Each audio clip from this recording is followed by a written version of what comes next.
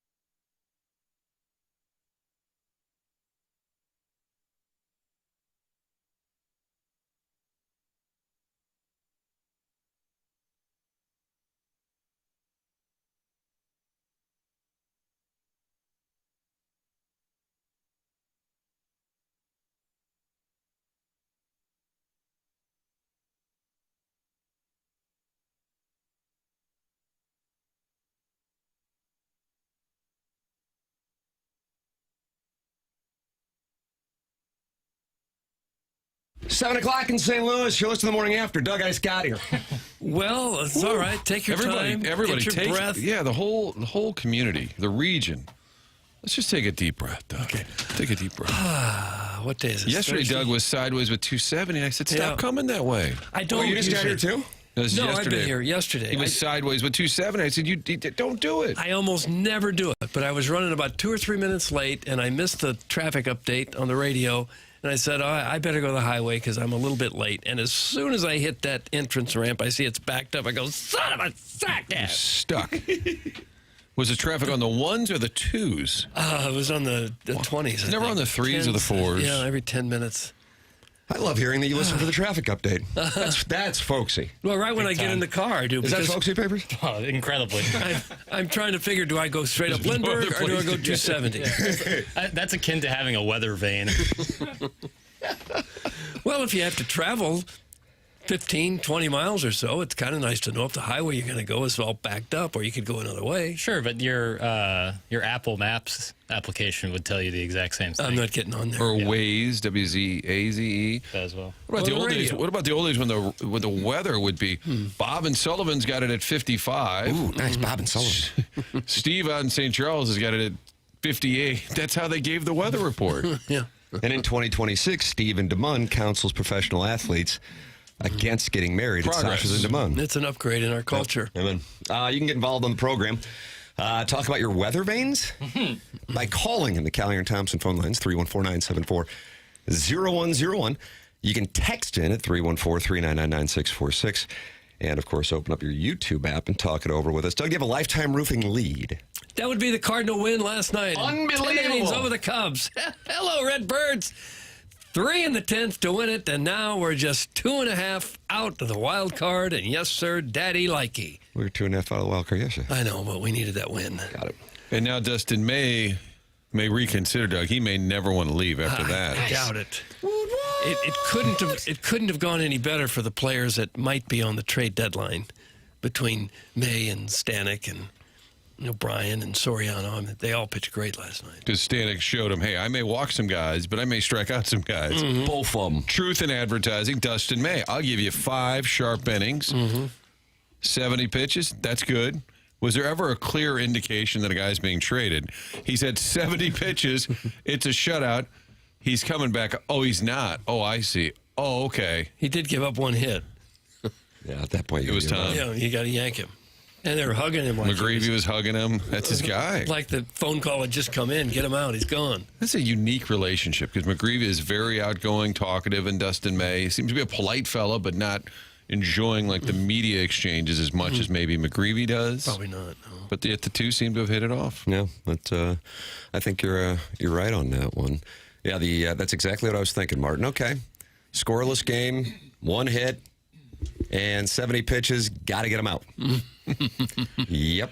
They're like, perfect. Yeah. Let's not risk it. Phones ringing in the dugout. Ollie time. Yeah. Get him out. I don't know if I remember.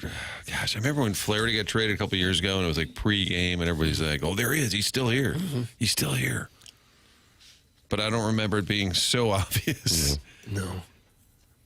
I suppose they talked about it before the game, saying if he's got 5 good innings, take him out at that point, do you think? I heard the Cats say, Dustin, he'd really like to stay, but also said it's kind of exciting to think about going somewhere that's a contender, which is probably the truth. Oh, yeah. I don't really want to pack. I kind of like my condo or whatever it is. I kind of like the place where I get coffee every morning, but man, to be in the postseason, sure, why not? Yeah, and no ties to here. It's not like he's played here for 10 years or grew up in the area or anything. So Got the idea Couldn't last year blame him. Steven Matz was just flying in and out for games. Because whenever we talked to him, he was in Nashville. And they got Blaze Jordan for him, right? Yes. Yeah, so that's a deal that could work out well. Well, hopefully a team is a little desperate, and they say, boy, that Dusty, see what he did the other night against the red-hot Cubs. Get them while they're desperate. Yeah, yeah. You are welcome to text in. You're welcome to call in. You're welcome to talk it over in the Form Energy YouTube chat and join in the conversation here on the morning after the lifetime roofing lead, the Cardinal win. Papers, what kind of audio do we have from last night's festivities at Busch Stadium where the Cardinals were down 2-0 heading into the bottom of the 10th? Here's Ivan Herrera's walk-off. Oh, good. Swing, shot, hammer toward the gap. That's down. That's going to tie it. Here comes Walker on his way to third. Pops waving. Here's the relay. The Cardinals have won it. How about that? Okay. What's that make you think? Well, Herrera is certainly swinging the bat a whole lot better this week than he did. He went through a rough patch there, but he's swinging the bat really well right now. And that made me think this is a playoff squad that can go a long way. If we can just get hot, we can win this baby. The gut punch of that PCA home run. And then Yeah. Was it worse than Josh Hamilton's in the top of the 10th after David Freese's triple? No. No. Might be No. a good Twitter poll. Yeah, I don't know what the numbers How look did like each on one that. hit you? Right. certainly hurt, but You think last night you were? Well, you were there. Did you Yes. stay? No. No. Well, you got duties, Right. morning duties. right. What inning you finna leave, eh? We left in the 8th. Because it was scoreless and not much action? That part of it, yeah. That was it. You were bored. No, were no, hammered. No. I was with my girlfriend and my girlfriend. Man in love, Doug. My girlfriend's sister and my girlfriend's sister's boyfriend, and they had to head out. They had an Double early date. morning. Yeah, double date. So You double date a lot? Yeah, sometimes, sure. Folksy. Folksy again. Incredible. Check the traffic Get the app. traffic and then double And then I'll date. head out on my double date right after I check the traffic and have a lemonade. vanilla malt. But they had to head out, so it was fine. We'll listen on the radio. It was all good. That's folksy, though. Listen on the radio. Very folksy. Man, this is a folksy show. We're meat and potatoes Just people. down aren't to we? earth guys, really. As much as anything, we're just down to earth. Yeah. What was the percentage Cub fans, Card fans? Tough to tell. Nice question there, Martin. But I'd say usually it's in the 30 to 35% range Cub fan. Maybe 30. And was it higher than that 30. last night? Or No. you're saying it was on par? Weekend series, like when I went, the last time it was the weekend series with the Cubs when I saw you. And that one, weekend series is much more Cub fan, I feel, than weekday series. Because now you're taking off a couple days Right. of work to come down here. Whereas a weekend series, people can come, like, take off Friday and come down. So, Okay. felt like more Cardinal fans, but plenty of Cub fans, for sure. And Is it pretty decent folksy energy? that I left my ringer on? That's folksy. Folksy. It's very Strody. Strody, as opposed to It's a Joey folksy. Vitale text. A couple Joey Vitale texts coming in. I haven't heard from him or thought about him in a while. We miss him. Soon he'll be back. Yes. Brian Henshin, who is Jackson's new spouse, got married a couple weeks ago in the Hamptons, says they left early from the game, Doug, to make whoopee. Thanks. That's Brian is Henshin. that what it was? I should have thought of that. Brian Henshin. Kind of folksy of me not to think of that. That's very true. That's Brady Bunch-esque. Because you wanted to get them malted on the way home. I had PCA home run plus 421 and under 5.5. Doug, cash money, ho. That's from the Okay. Hunchback of Vaughn Castle in that Air Comfort Service text inbox. He had the under at 5.5 and PCA to hit a home run at plus 425, plus 421. And he says to you, cash money, ho. Okay. It's a good bet. Does it bother you when Crow Armstrong peacocks like that? After the home run? If he was on the Cardinals, I would probably love him. Yeah. So I think I need to recognize that. Mm-hmm. There were some rowdier fans by me, and anytime he would come up, they were screaming at him. Yeah. And I was like, oh, man. Careful, he might respond. Yeah, well, certainly will. And he Doug, did. on my algorithm, I sent this to papers around 5 this morning. Gentlemen, I guess this is this a new industry? You Yes. kind of monitor things for me. Yeah. You spot the grifters. And what is the hottest grifting take in our industry right now? WNBA takes? That would certainly be the biggest football, yeah. Okay. But now you watch the game and then you act like you're really into it, as opposed to, say, you watching Missouri playing Princeton or Drake, where you actually are really into it. Right, and there's stakes on the game. You know, it's essentially a playoff game. This guy, who I've seen many a time. Oh, is that right? Oh, yeah. Oh, so you had to roll your eyes when I sent this to you. No, because I've often thought this would make for good audio.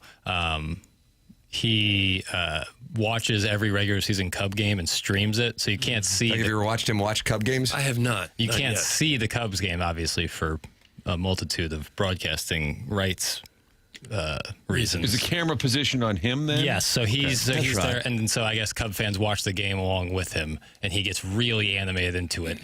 Probably too animated for a guy when they play 162 of these games, but nonetheless, it makes for some funny Does he go, audio. Doug, take a listen. No, he's not as good. Pete! Oh, baby! PCA! Come on! Let's go! Come on, Bush. Bush, that better not be a double play ball, Bush. Please, the 3-2. Walks him. Walks him, walks him, walks him. And now the tying runner's on second base with no outs. Wonderful. What is he doing? The 2-0. He went. He better went. Oh. He did. Thank God. 2-1. That still was not a strike. Been their best hitter tonight. That's going to win the game. We're going to lose on a walk-off tent. They ain't GG's. G-G's.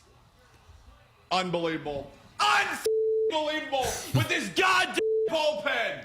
Make some trades, Jed. Make some trades. Almost feels like he's doing a bit. Yeah.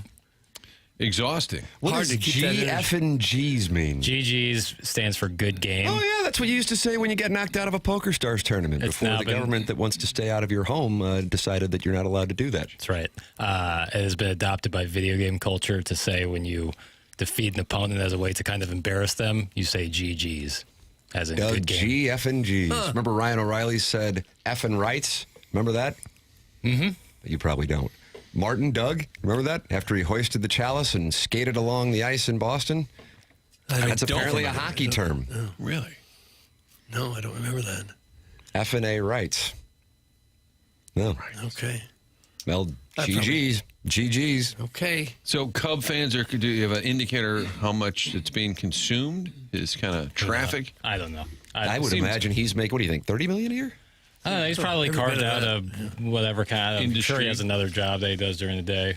Oh, yeah. That's the industry. Yeah, I'm He sure. seems exhausted. Seems like it would wear you out if you had to act like that for 3 hours every night. Would agree. Wouldn't be worth it. Doesn't seem like he's has a family. Certainly not. He's probably like around my age, if I had to guess. Where does he fall versus hologram person? Like someone who superimposes themselves. Yeah. Oh, yeah, that's your favorite. It's like a I'm going page to talk 6 about article. this Cub game that I didn't really watch, but here's my take. Yeah, that's worse. Hologram person. That's worse. Worse? I mean, that's lower effort. Anytime Jackson sees a floating head, Yeah. he's triggered. It's like a 6-minute video. I'm like, what the hell could you be talking about? But for this long? if you're a hardcore fan who does watch every game, and there are people out there that do every game they possibly can, and you can make a couple bucks out of just being silly on camera, I guess why not? I mean, I guess, but it's like to me very disingenuous to like react like that. Well, a lot of show business is. No, I get that. That seemed forced, obviously. It's just not like I'm not like chastising him personally. Like, he'd do what he wants. Do whatever you want. Right. You're pro-liberty. You're clear on that. But if you're asking me, like, do I think that would be worth whatever dollar amount he's getting? I would say probably not. And it's not sustainable either. It depends on what he's making, of course. Yeah, I don't know. If he's got a couple 100,000 Why don't we followers. look up his net worth on that site that tells everybody your net worth? Sure. Get Because that. it's deadly accurate, too. Now, I don't know the circumstances at all, but they don't matter, and I'm going to tell you why. See? That's hologram guy. Just FYI, Doug, Herrera is gone at the deadline.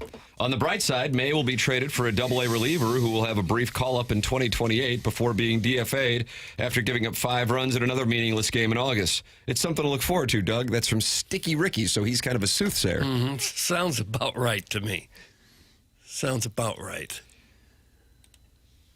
And I think you have to have a little bit of a cautionary tale. He's like, trade them all, Doug. You trade them all. And I understand you're loading like they did in the offseason. It's quantity as much as it is quality. You take on 7 new pitchers, hopefully 1 or 2 hit big. But you start trading some of these guys now. What are you really getting in return? Martin, they're not happy. Let me see what we got here. I think that says it This guy's all. a big BK and Ferrario guy based They're on not- a very brief they're text not audit. happy. Sports dorks love that kind of stuff. Like people actually saying they like this show. It's almost like it's made up antics. It reminds me of a morning talk show in St. Louis.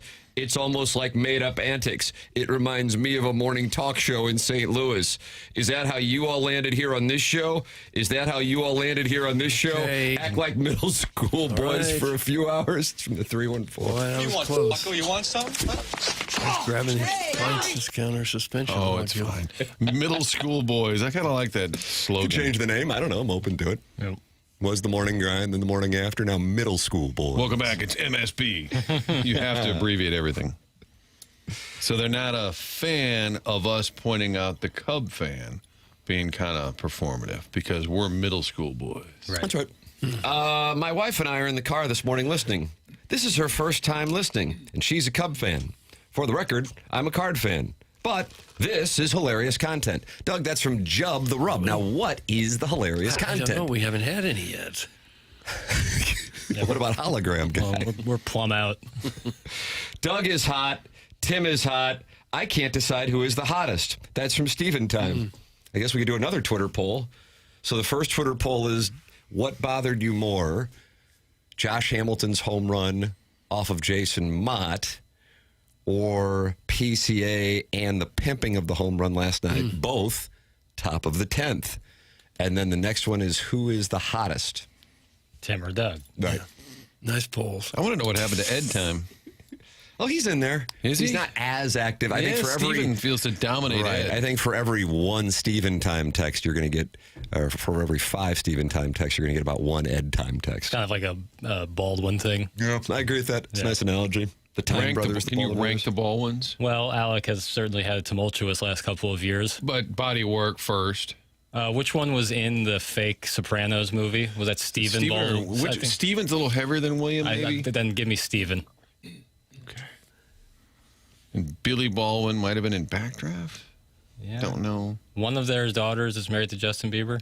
So our ranking's not really going too well here. No, not at all. There's Alec. I'm not even sure if the Justin Bieber's wife is actually related to any of the Baldwins. I know her last name was Baldwin, but I'm not positive. That was a great take, though. Job, send in pictures of your wife this morning. Thanks, Worsonwood's Wacko. Well, he's not going to be able to see it anyway, is he? Worsonwood's Wacko? Yeah. Maybe he is able to log into our text inbox. You think I he's hope hacking not. us? Good. I hope not. Good. You can also talk it over and complain about the program in the Form Energy YouTube chat. I see Ken Aggie Strode's in there, and he says, I like Scott and Art. I don't know what that means. I just glance in there. Or did he mean Scotch? Maybe Victor Scott.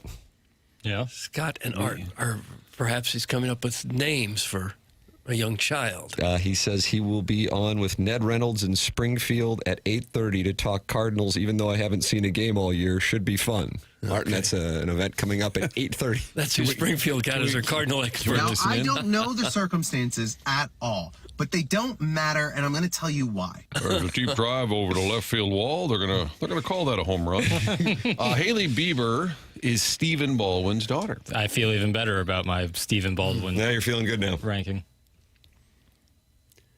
But here's Springfield trying to get someone from St. Louis to come on as an expert, and they found somebody who hasn't watched a game this year, and he's going to be their analyst. But he's going to bring the heat.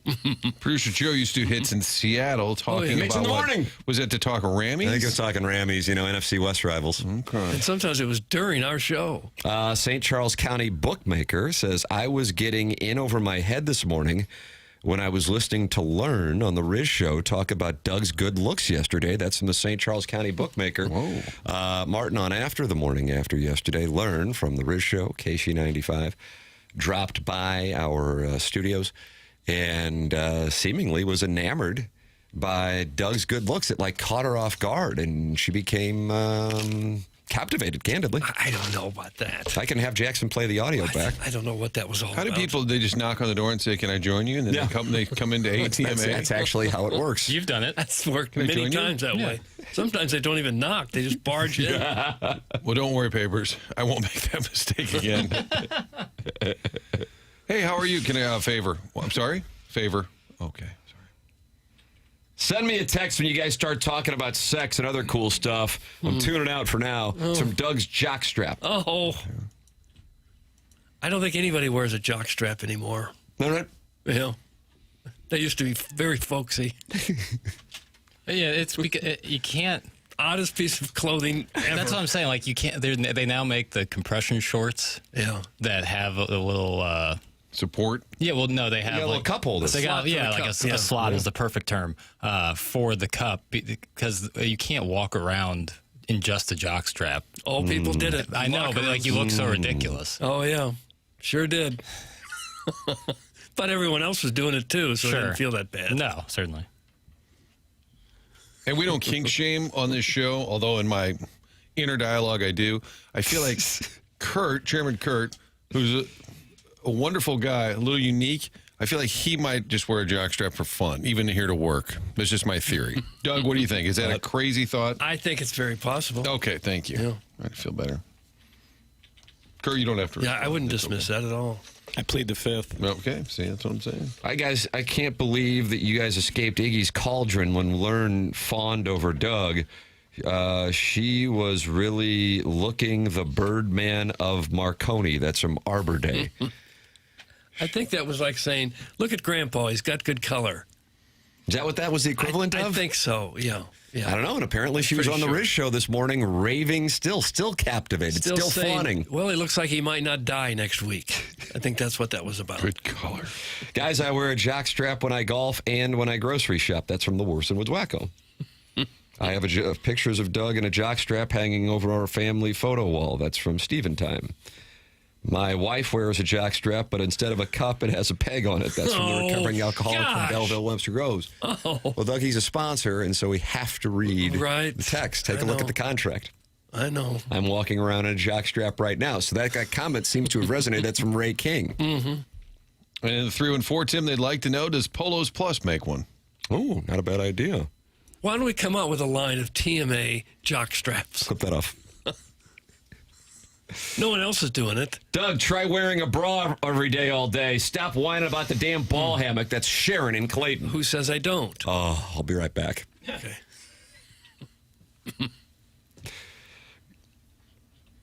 How long do you think the Strode man has been begging Nettie Poo to get on that show? Thanks and free perk. We all stand with Mr. Martin. It's from Jackson's husband, Brian Henshin, who is at Colts camp.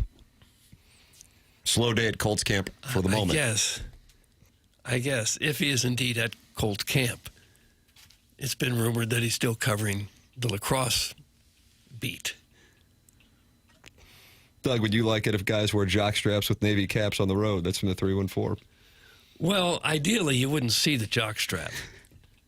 You're getting close to kink shaming. Well, and you certainly wouldn't wear it outside of the pants proper. Hey, guys, I have a funny story. It's a bad way to start a text, just warning you.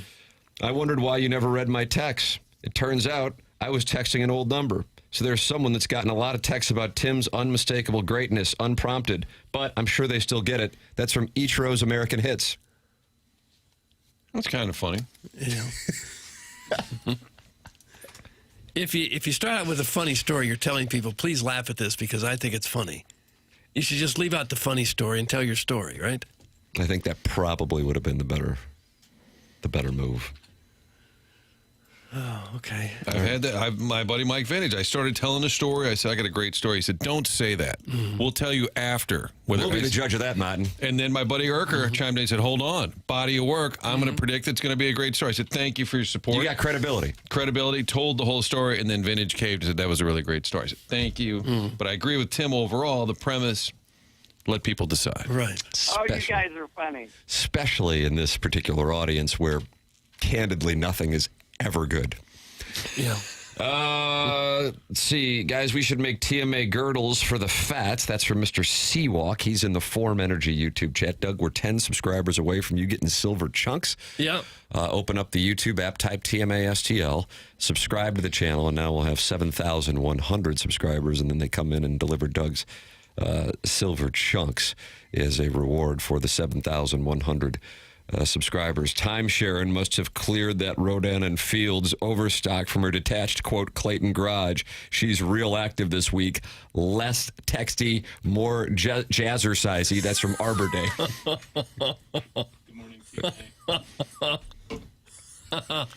How would he know that she needs to go to jazzercise? He's just assuming? That's Arbor Day. He's a 4-time texter of the year. He's got credibility, like Martin saying, I got a good story. I'm always fascinated when the phone rings, Kurt starts talking to somebody. What could have prompted that? The jazzercise text. Based on all that's been discussed in this here show so far, somebody felt the need to call in. It's probably the line of jock straps for marketing.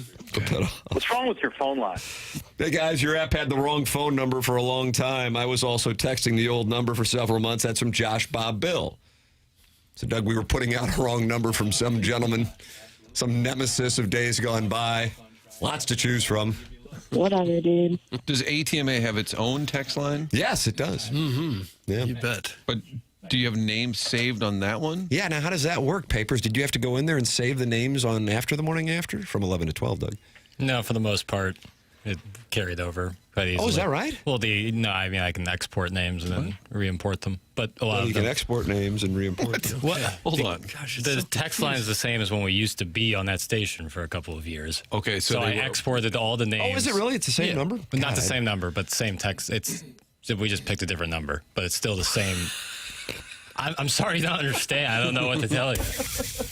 Well, I'm open to Just listening. because it's a different number doesn't mean it's I have all the names saved on that account. It's a Google account, and I have all the names saved in that Google account. But the number changed because it was inactive for so long. Someone else took the number, but we just picked a new number with the same Google account, so it still had the same names in there.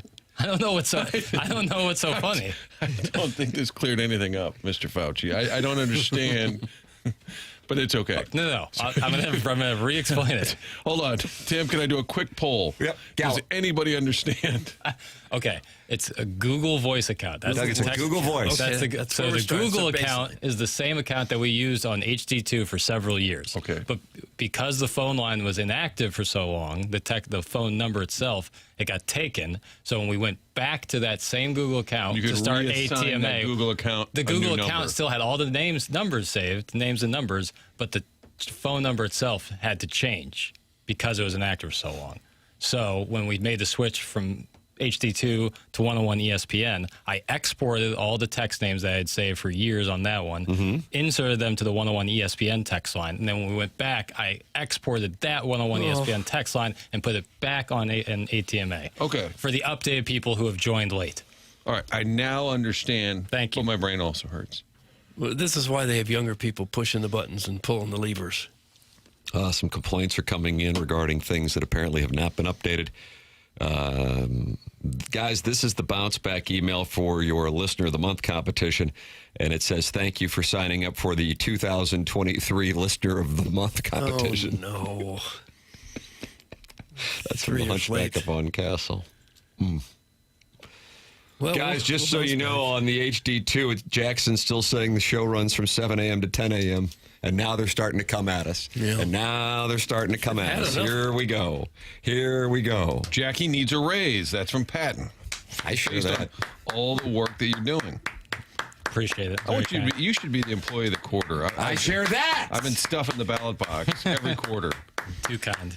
Too kind. They do give a Rock Star of the Month award here every month at the station. Recorder. I This is your time, Papers. I do the work and I whistle while I do it. Now the fact How that about that? you're Do putting you like that? I do the work and I whistle while I do. Whistle while you work. Is that Snow White? think so.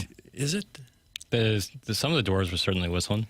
Yeah. But you're putting posters up around the building saying, hey, vote for me. And I'm like, that's probably off-putting. You think campaigning is? Yes. For Rockstar of the Quarter. Doug, where can I get TMA anal beads where each bead is a picture of one of the hosts? That's from Marsh's Burger. They're sold separately with the jock straps. Cut that off. Maybe a package deal coming around the Christmas season. Jackie gives me a raise, ... That's from Joey Vitale's Orange Scully. Hell yeah, brother. And he is the one, Martin, who sent in a picture of himself and his wife topless the other day to prove that even though he's 5'6", he could still land an attractive lass. And that wasn't met with the response maybe he had thought when he hit send. But you appreciate the effort You nonetheless. sure do. Yeah. Pucks on net. 100%. And it inspired, which it always does when people send in pictures of their wives. One person does it and everyone's like, hey, everyone look at my wife. Which is odd to me because no one else can see it but us. Mm-hmm. And usually they look like they're taken right from the pages of Victoria's Secret. You can see the search engine still not cropped out. Yeah. I was at the Cardinal game last night, and I saw Libby Jazz Hands in the tarps off section. I'm not sure how to say this, but he has 3 nipples. That's from Lady Sonia's Teacup. Jackson, were you with your new girlfriend and her sister and her sister's boyfriend in the tarps off section? That's question 1A. 1B is, do you have 3 nipples? By and large, if a text starts with "I saw Libby Jack last night," whatever is to follow is pure hogwash. Hogwash, I like that. That's folksy. Just never happened. Did you see any Totally listeners at all? hyperbole or made up.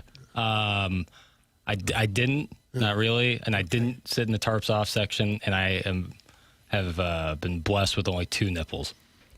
Would you rather have 3 or 1? That's a good question. Another Twitter poll. God, we're having a big day. Probably 3. Like one right under one of the 2. What, because it'll give you more pleasure? It just feels more natural. Something about Like it. a third nipple feels more natural. And maybe if you only had one and it was in the dead center of the chest, it would give you some symmetry. Otherwise, like a cyclops. Yeah, otherwise, yeah, right. It would feel kind of weird. Hey, morons, I can still sign up for the 2025 Dotem in your app. That's from Jugs in D.C. Boy, they're holding up the mirror this morning, and I don't like what we see. Yeah, it's tough to handle. A rough morning. Doug, Eric in the Central West End is on the Collier and Thompson phone lines. He usually likes things, so this will be good. Eric in the Central West End, you're on with Jackson Burkett. Well, that's who I wanted to talk to, actually. Oh, okay, well, he's right here. Bully.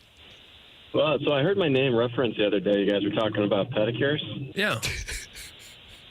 Gotta be honest, I'm going to side with Jackson on this one. Oh, wow, common ground. You like to get a pedicure, Yeah. do you, soy boy? Yeah, man. Yeah, thanks, Doug. Yeah, man, for like the last, at least probably 15 years, once a month, got to get a pedicure. Really?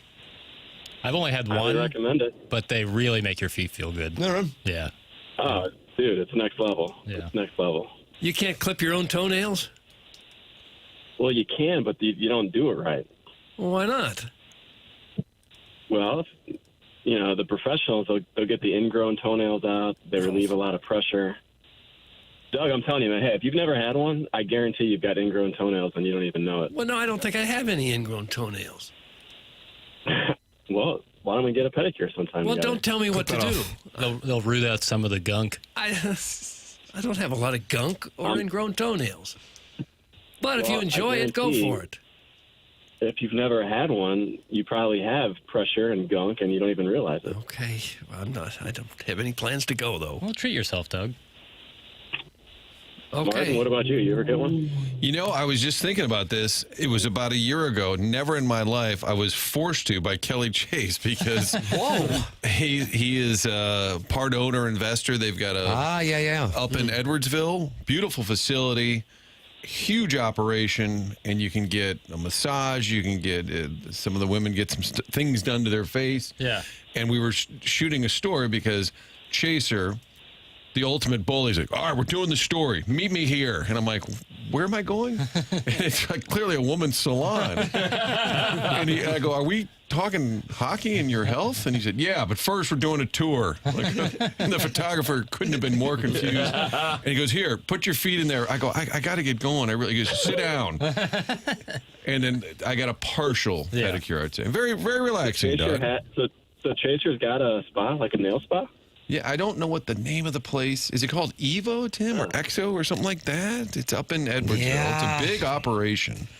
Typing it in now. And you can and they have like a bar. And I said, can we just eat lunch? Exo Med Spa. Exo Med Spa. Why don't you guys do a remote for Jackson, how would you like to do a remote? Love to. All right. With your feet in the water while you're doing the remote. It legit sounds awesome. I guess also another question, too, while we're kind of talking about it. All You right. guys, is it going to be ACT or SATs for the TMA University? Have you guys decided that? Ooh, that's a good question. Are we an ACT university, Doug? Or Anybody gets in with the right check. Yeah. Probably true. Right. For most colleges, that's true. Yeah, for the window dress, like just to go through the process, probably ACT. That's what most of the kids are taking these days.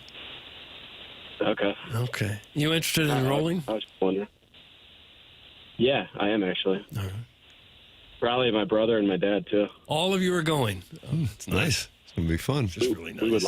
We would like to. All right. Yeah. Well, study and take the test. And and probably the Hunchback of Oak Castle too. Are you cruising Lindbergh right now? No, it's just a Hoosier truck next to me. Okay. It's plenty of those. Yeah.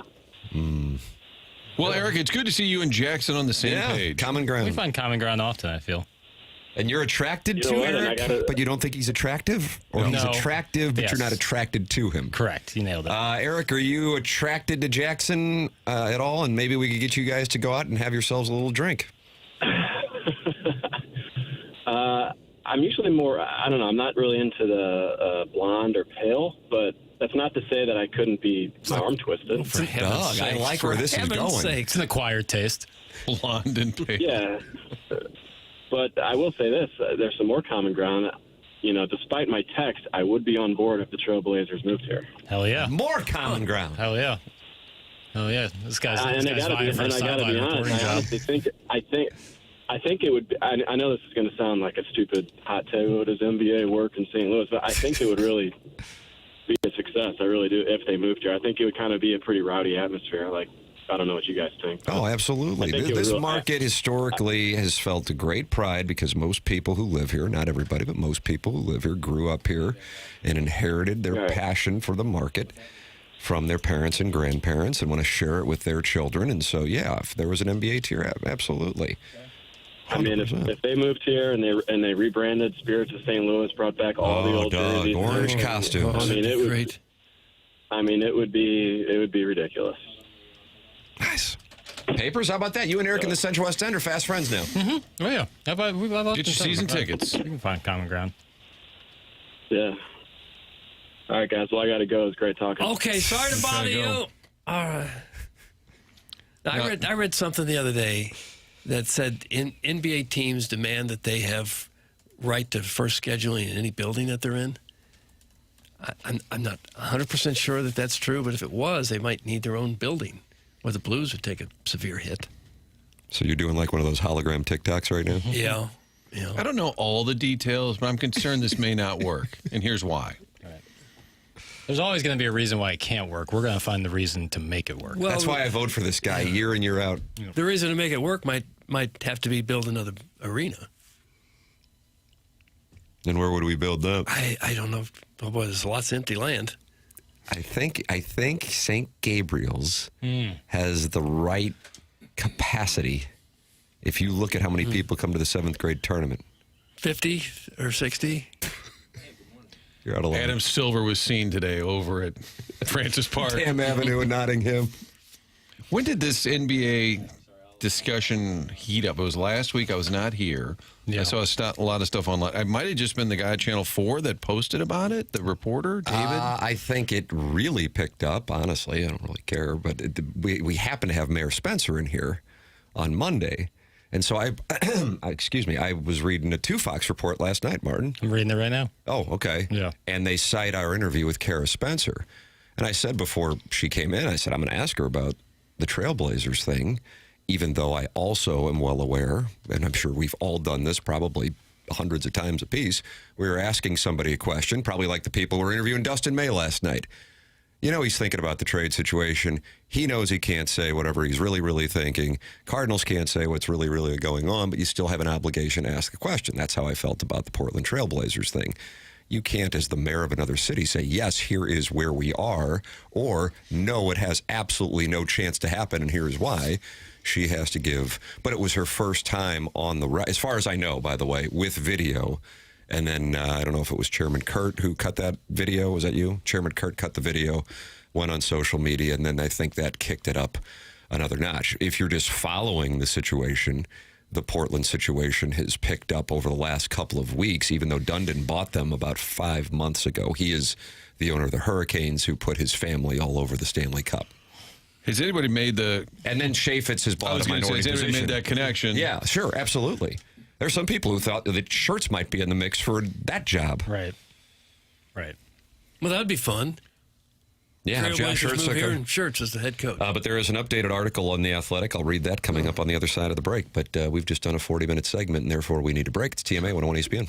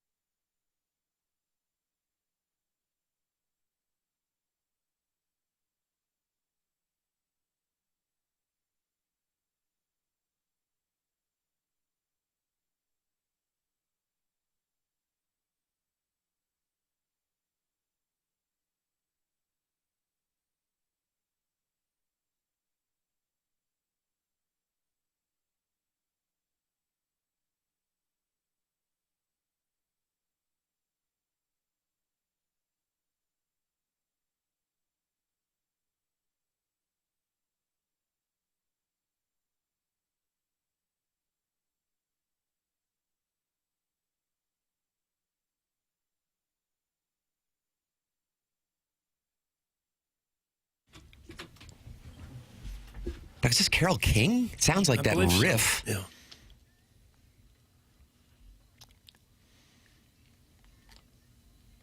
Jackson, what is this song about? I don't know. The meaning of it? I don't know. But I know it rocks. Is it her birthday? No. What are we doing then? Just playing tunes. All right, nothing wrong with that. Straightforward answer. It's TMA 101 ESPN. The show also is watched on our TMA STL YouTube channel. That's where you can find us from 7 a.m. to 12 p.m. After the morning after on the TMA STL YouTube channel from 11 a.m. to 12 p.m. And then TMA here on 101 ESPN and the TMA STL YouTube channel from 7 to 11. You can always podcast anytime you want with the TMA STL app and the 101 ESPN app. The podcast brought to you by Schaefer Door Company. Doug, my garage door broke last week. I texted that Jason Gossrow. I had a new garage door, I think, within like 45 seconds. Really? That's quick work. Here's the thing I would tell you about this new garage door. It's as quiet as a little gerbil making its way through a tube. Oh. Unbelievable. I enjoy opening my garage door now. Thank you, Jason Gossrow. You just sit out there in a fold-out chair? Just press the garage door open. Wouldn't a gerbil protest pretty loudly? I mean, this gerbil works for me. You don't go quietly if you're in that situation, do you? We will not go quietly into the tube. Bill Pullman's Independence Day speech, 1996. Think about that. Tim, was it the spring that snapped or the door break? Because ours was the spring that Jason just wouldn't open. Wow. What was yours doing? Just wouldn't open? The spring broke because he said, oh, there it is right there. And you look up and there's a giant spring split in half. It makes a loud noise when it goes, too. Look, Schaefer door, Doug. Well, they can handle anything. Yeah.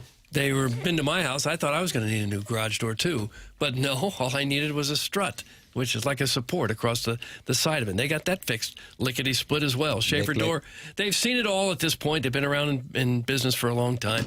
They can handle big, giant doors. If you got a business or warehouse with those big, tall doors, Schaefer is experienced in those types of jobs as well. There's nothing you can throw at them that they haven't already seen and haven't already fixed. They service all kinds of garage doors, and they do new installs with LiftMaster. LiftMaster garage door openers are strong, quiet, and they are versatile. And one thing Schaefer Door has that the other guy doesn't have is that special Monday morning standby service. They put a few extra people on board for Monday mornings because that's when most of the calls come in.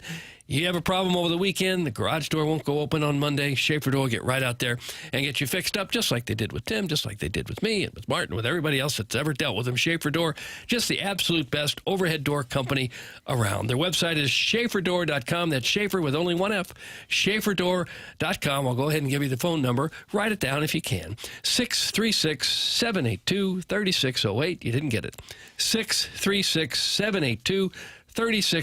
Schaefer Door is a CHI overhead door dealer. Thank you to Jason Gossrow and Schaefer Door for fixing our garage door last week, and they have fixed many TMA listeners' garage doors over the years as they are longtime sponsors here on The Morning After. So this article this morning in The Athletic does mention St. Louis and the Portland Trailblazers. But I want to be very clear that the article is certainly more about the situation between Portland and the Blazers with the new ownership group. So it gives details and a backstory about the dispute for the record. For those of you just catching up on this, as it is starting to gain some attention in the St. Louis area and certainly around the NBA, the dispute is about who is going to pay for the renovations to the Moda Center.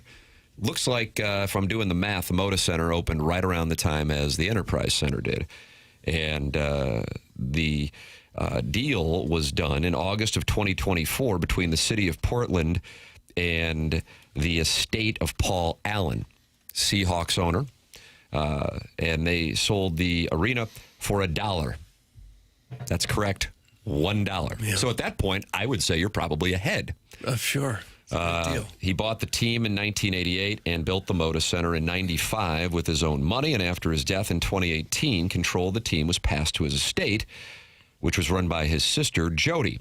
All proceeds from the sale of the Blazers went to charity. The city also paid the estate $7.13 million for the land underneath the arena.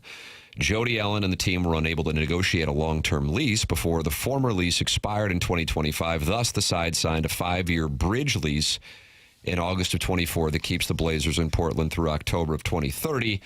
And the team also holds an option to extend that lease 5 years into 2035. The Blazers were bought by Tom Dundon. Chaffetz bought a minority position, but Dundon is the lead, and that took place this past spring. The crux of the disagreement is that before the city votes to give the Blazers $120 million, the 12-person city council has asked the Blazers to show how they will spend the money. The Blazers have been absent from the bargaining table and have yet to disclose their plans, renderings, or detailed projects specific to the council or city administrators. And meanwhile, the 5 county commissioners are trying to appease union and voter concerns that the funding would take away from more critical and pressing county services. The county has proposed using a tax on rental cars to help cover the $88 million the county would fund. So that is at the core what is going on. The article then gets into what it would look like if the Blazers did want to move. The NBA has a procedure in place if a team wants to leave its city, outlined in its league's constitution. The Blazers would have to put in an application to the league and pay a $250,000 fee by March 1st, the season before they want to move. Adam Silver would then appoint a relocation committee of at least 5 team governors, which would have 120 days to review the relocation application and deliver a recommendation to approve it or to deny it. Owners would then need to approve the move by a majority vote, not the 3/4 approval the league needs for many other important issues in front of the Board of Governors. The league can impose that the Blazers indemnify the league and agree to pay a relocation fee. Indemnification was a thing that Kroenke was adamant about and, of course, played out when the city of St. Louis got its money, which is what Kara Spencer was in here talking about on Monday when we asked her about the Portland Trail Blazers. And that clip can be seen on the TMA STL Instagram account and the TMA STL Twitter account when she was asked about the Portland Trail Blazers situation here on this show. So then they asked the final question: where could the Blazers go if they decide to leave? If the NBA does go to Las Vegas or Seattle, it will be through expansion. The league is exploring that right now, and it wouldn't pass up $6 to $10 billion in expansion fees. So where else could the Blazers go? And then they start listing the possible cities. Raleigh comes to mind. Dundon's Hurricanes play there, and their arena did just get renovated. Raleigh is roughly the same size media market as Portland, but the Hornets play 150 miles away in Charlotte. Austin, about 200 miles from Dallas, where Dundon lives, could make sense, but the San Antonio Spurs are trying to expand their market to capture the city. Would the Memphis Grizzlies consent to Nashville accepting a new team? Kansas City has an arena and is waiting with open arms, but would the NBA want the Blazers moving to a city that is outside the top 30 as a media market and by metropolitan population? Tampa is the largest media market in the U.S. without an NBA team. Tampa's number 11. Then Seattle, but as just mentioned, expansion. Then Raleigh, 22. And then St. Louis at 24. By the way, I thought we were 23. We just keep dropping every time I read one of these articles. Yeah, we did. The case might just come down to which city is willing to offer the best sweetheart deal for an arena and a slew of tax incentives for the Blazers to come. So there is your update from The Athletic. This morning, brand new story, just posted a couple hours ago. Well, you would think when the Portland mayor's office or city council or whatever it was asked how you're going to spend the money, and the Trailblazers didn't come back and say, well, we're going to do this and that and the other, that kind of leads you to believe they're not really interested in renovating their own arena. I agree with you, Doug. I think that is a very tight read, sir. Yeah, they want the city to take care of all of that, and if they won't do that, they'll explore other options. Well, apparently the city has the money. They just want to know how it's going to be spent. And right. when the team doesn't come back and say, we're going to do this, kind of leads you to believe they're not interested in spending it anyway. Right. It's kind of like when we proposed a new stadium here in St. Louis, and the Rams said, yeah, that's great, but we're not interested in that anyway. 100%. Yeah, it's a pretty classic battle. The question is, will that, in that city's more progressive, will they get the politicians to eventually do what almost every city does, is say, okay, fine, here's the money. Right. That's what they almost all do, is eventually just cave and say, all right, we'll give you the money. Will that be different in Portland? But I don't want to be negative, but I don't see the NBA as a league wanting to come to St. Louis. Oh, my goodness. And here comes Jackson. Jackson, can you believe I'm just what saying, Martin I think the Kilcoyne just said league, to and you? I'll go back to even Mark Sauer when he was working with Bill Laurie. Mm-hmm. And he said after Bill Laurie had the Grizzlies and then he didn't, and then they went to Memphis, he said, we couldn't even get a call back from the commissioner's office. Right. Well, I think that last line that Tim read is like, the case might come down to which city is willing to offer the best sweetheart deal for an arena and a slew of tax incentives for the Blazers to come. Right. So if you roll out the red carpet, give them a John Shaw first-tier lease, amendment, whatever you need to do. Can you make it so they just can't say no? I guess that's possible, but I think the league, if you had to guess, now Austin's tricky because of they Dallas, have 3 San teams Antonio, in Houston are all in Texas. Yeah. But I would see the league being more progressive. Hey, let's go to Mexico. Let's do maybe. Really? You think they? I'm just saying the league, I think, would have a more progressive vision. And even going to smaller markets, I mean, that's kind of what the NBA has a lot of already. I don't know that would be a drawback, in other words. Right. So it'd be great. I would love it. It'd be great.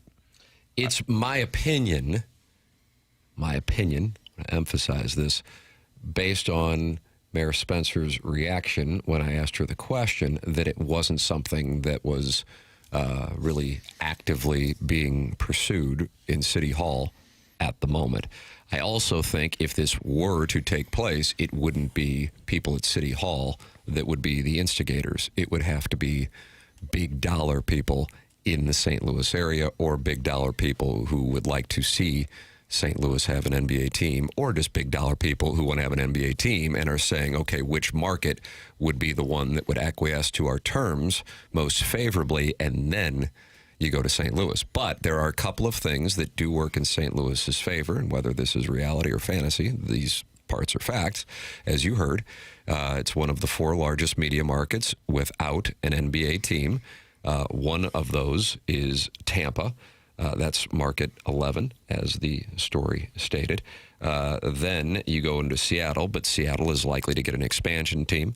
Then you go into Raleigh, which is just barely ahead of St. Louis. I do wonder, does that look like the one that would make the most sense, since he's already in that building with the Hurricanes?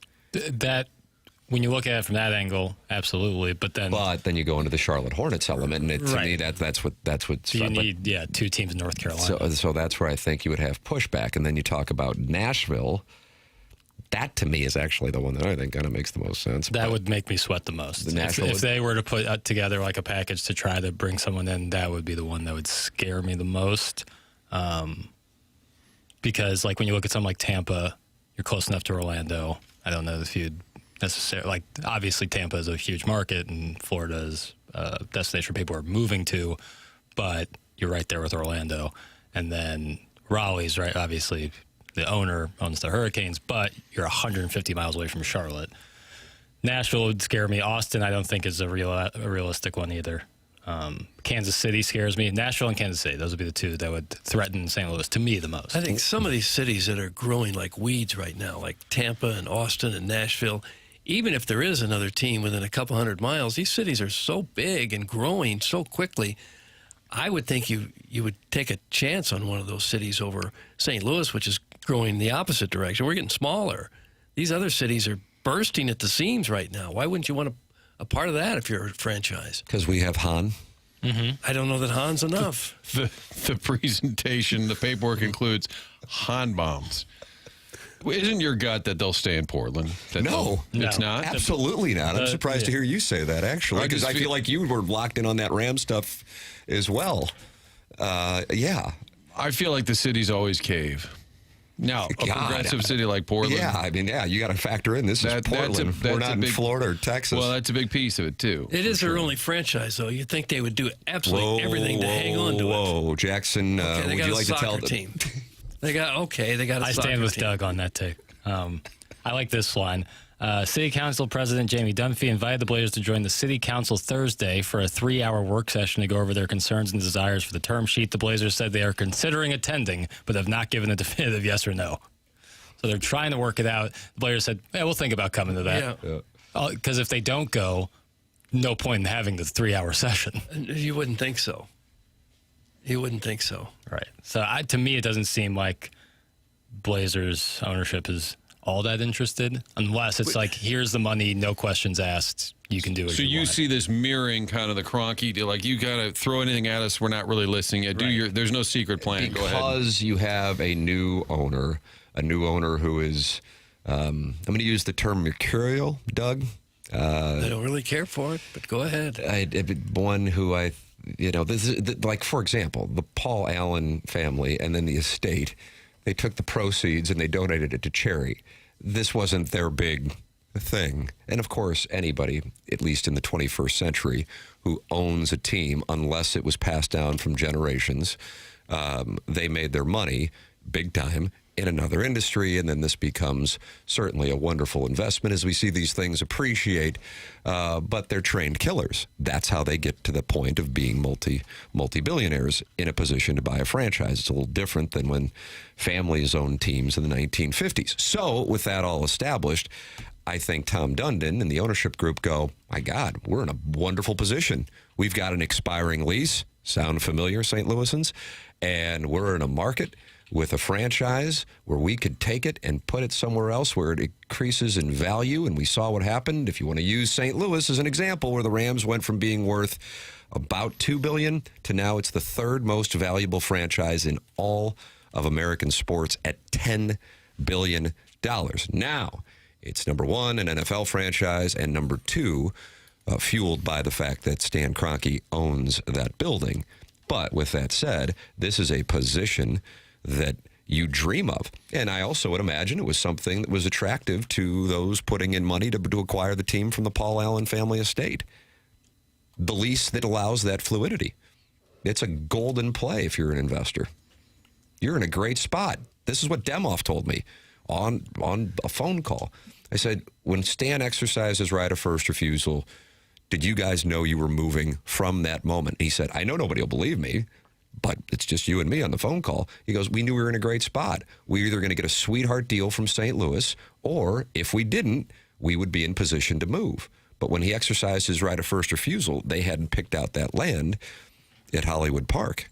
But they knew they would then have the flexibility to go. They were either going to get a great deal in St. Louis, like Portland, or they were going to get the fluidity, the flexibility for their group to move and increase the value of the franchise and increase their revenues. So that was the mindset. And I think that's probably what's going on if you're an investor in the Portland Trailblazers. You are in a wonderful position. You have that flexibility.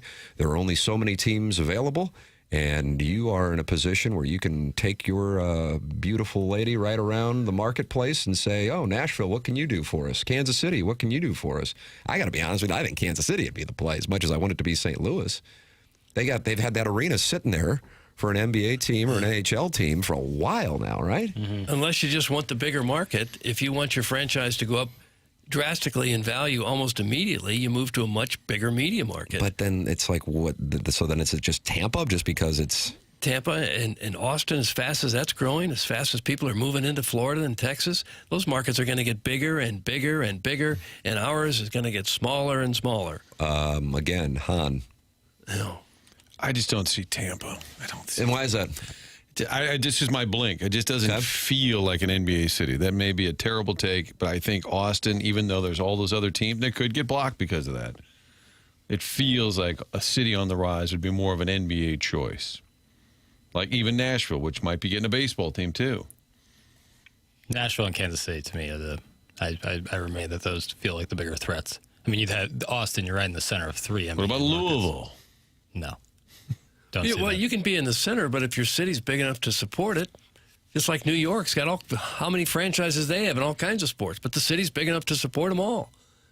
And these cities in Texas and Florida, they're large enough, even if there is another team a couple hundred miles away. Doug, as you know, Mr. Licks is probably our wealthiest listener, I think. I would think so, yeah. And I don't know if he was an investor in Live Golf, and maybe now he will have a little more available capital.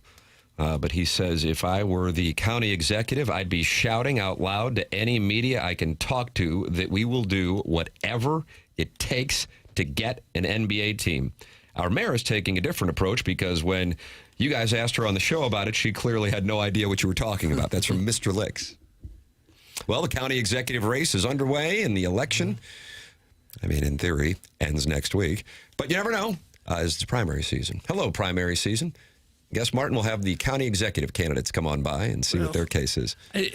In defense of Kara Spencer, when these guys at the NBA, at the highest level of the NBA, are talking about what they're going to do with their franchise and what cities they might They might go to, they're not calling all the mayors. They might call the people that control the buildings, but I don't think they're calling all the mayors to Do you know say, who what do you controls the think? building in St. Louis? Who? The city of St. Louis.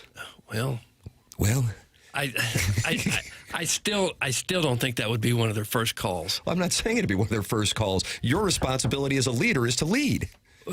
Yeah, if she has the and therefore power, you're not passive. You're active, and the leverage to convince people like this that this is where you're going to go. I don't think that would be one of the early things that you would do in the process. Maybe it is, but I would think you're going to want to talk with the money people first and foremost, and be more concerned just with the market size and where the potential for the maximum growth would be.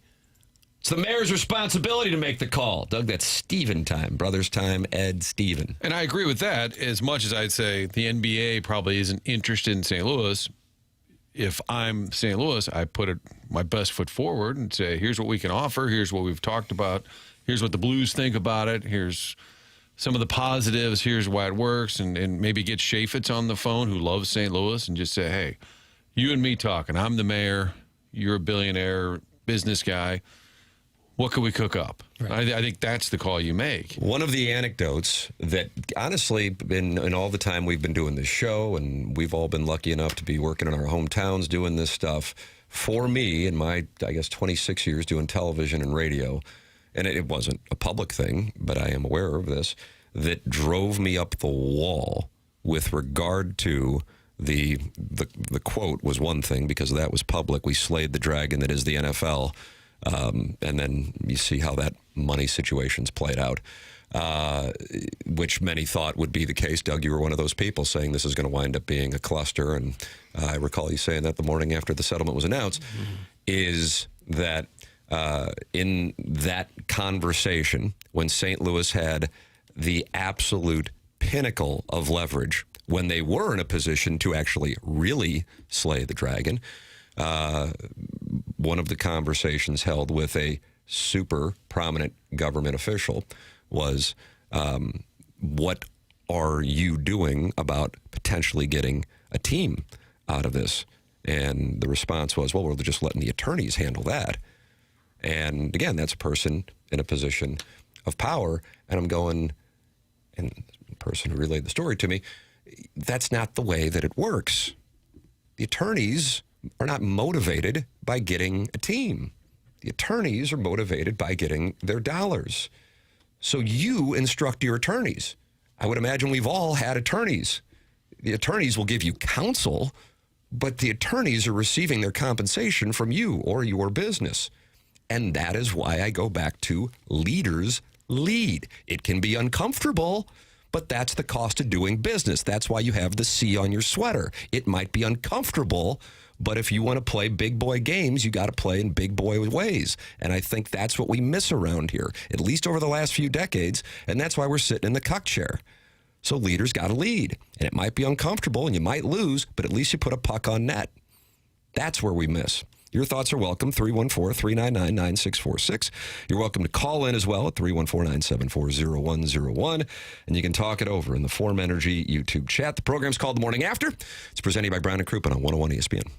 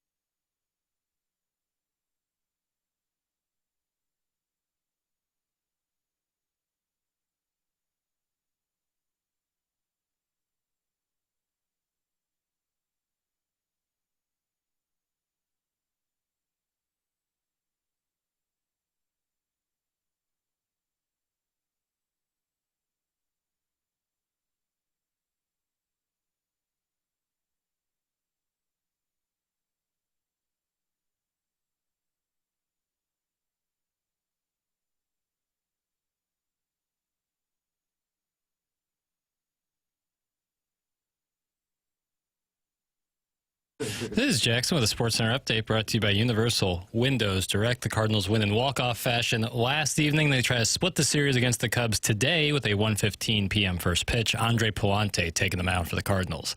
That was another SportsCenter update brought to you by Universal Windows Direct. You'll be saying, I love my windows.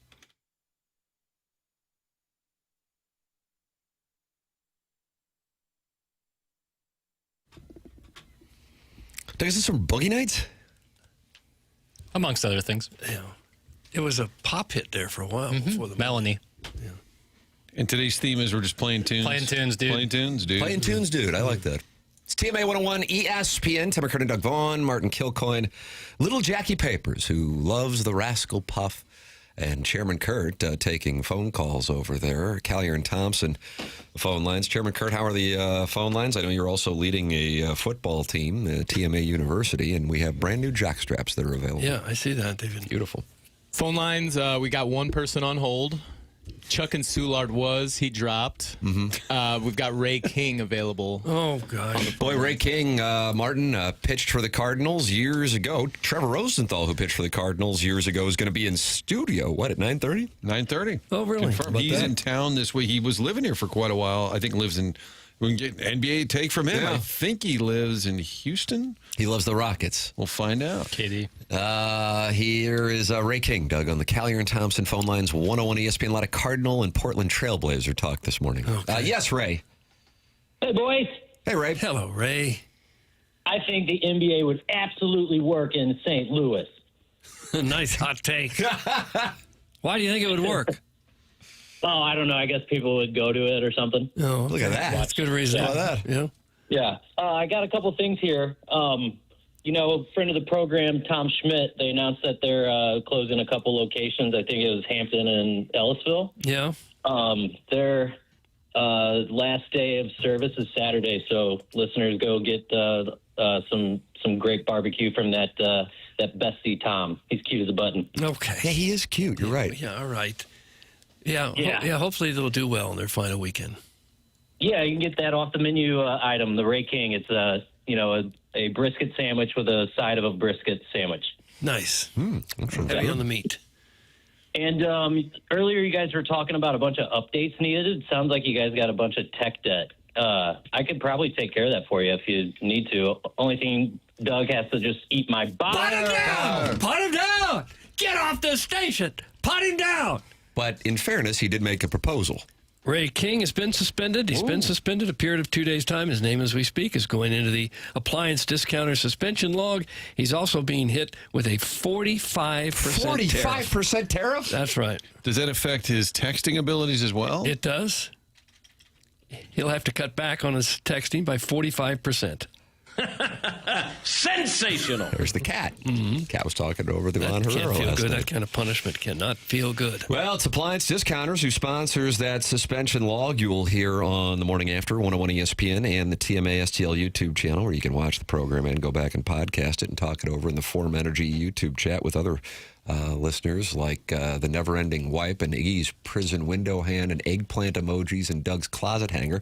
Hey, St. Louis Appliance Discounters has always been known to have the lowest prices in town. Well, it just got better. Come by the Appliance Discounters outlet store located at 9425 Gravois in Afton. The store is filled with slightly dinged or dented, closeout or one-of-a-kind appliances, and believe it or not, they're priced even lower than their other 4 showroom stores. Some items are priced more than 60% off than the competition. So, if you're in the spot that I was in a few weeks ago, needed a new refrigerator, went to the Appliance Discounters and worked with the Bradley family, and we have a wonderful new refrigerator now in our home. All come with a full factory warranty.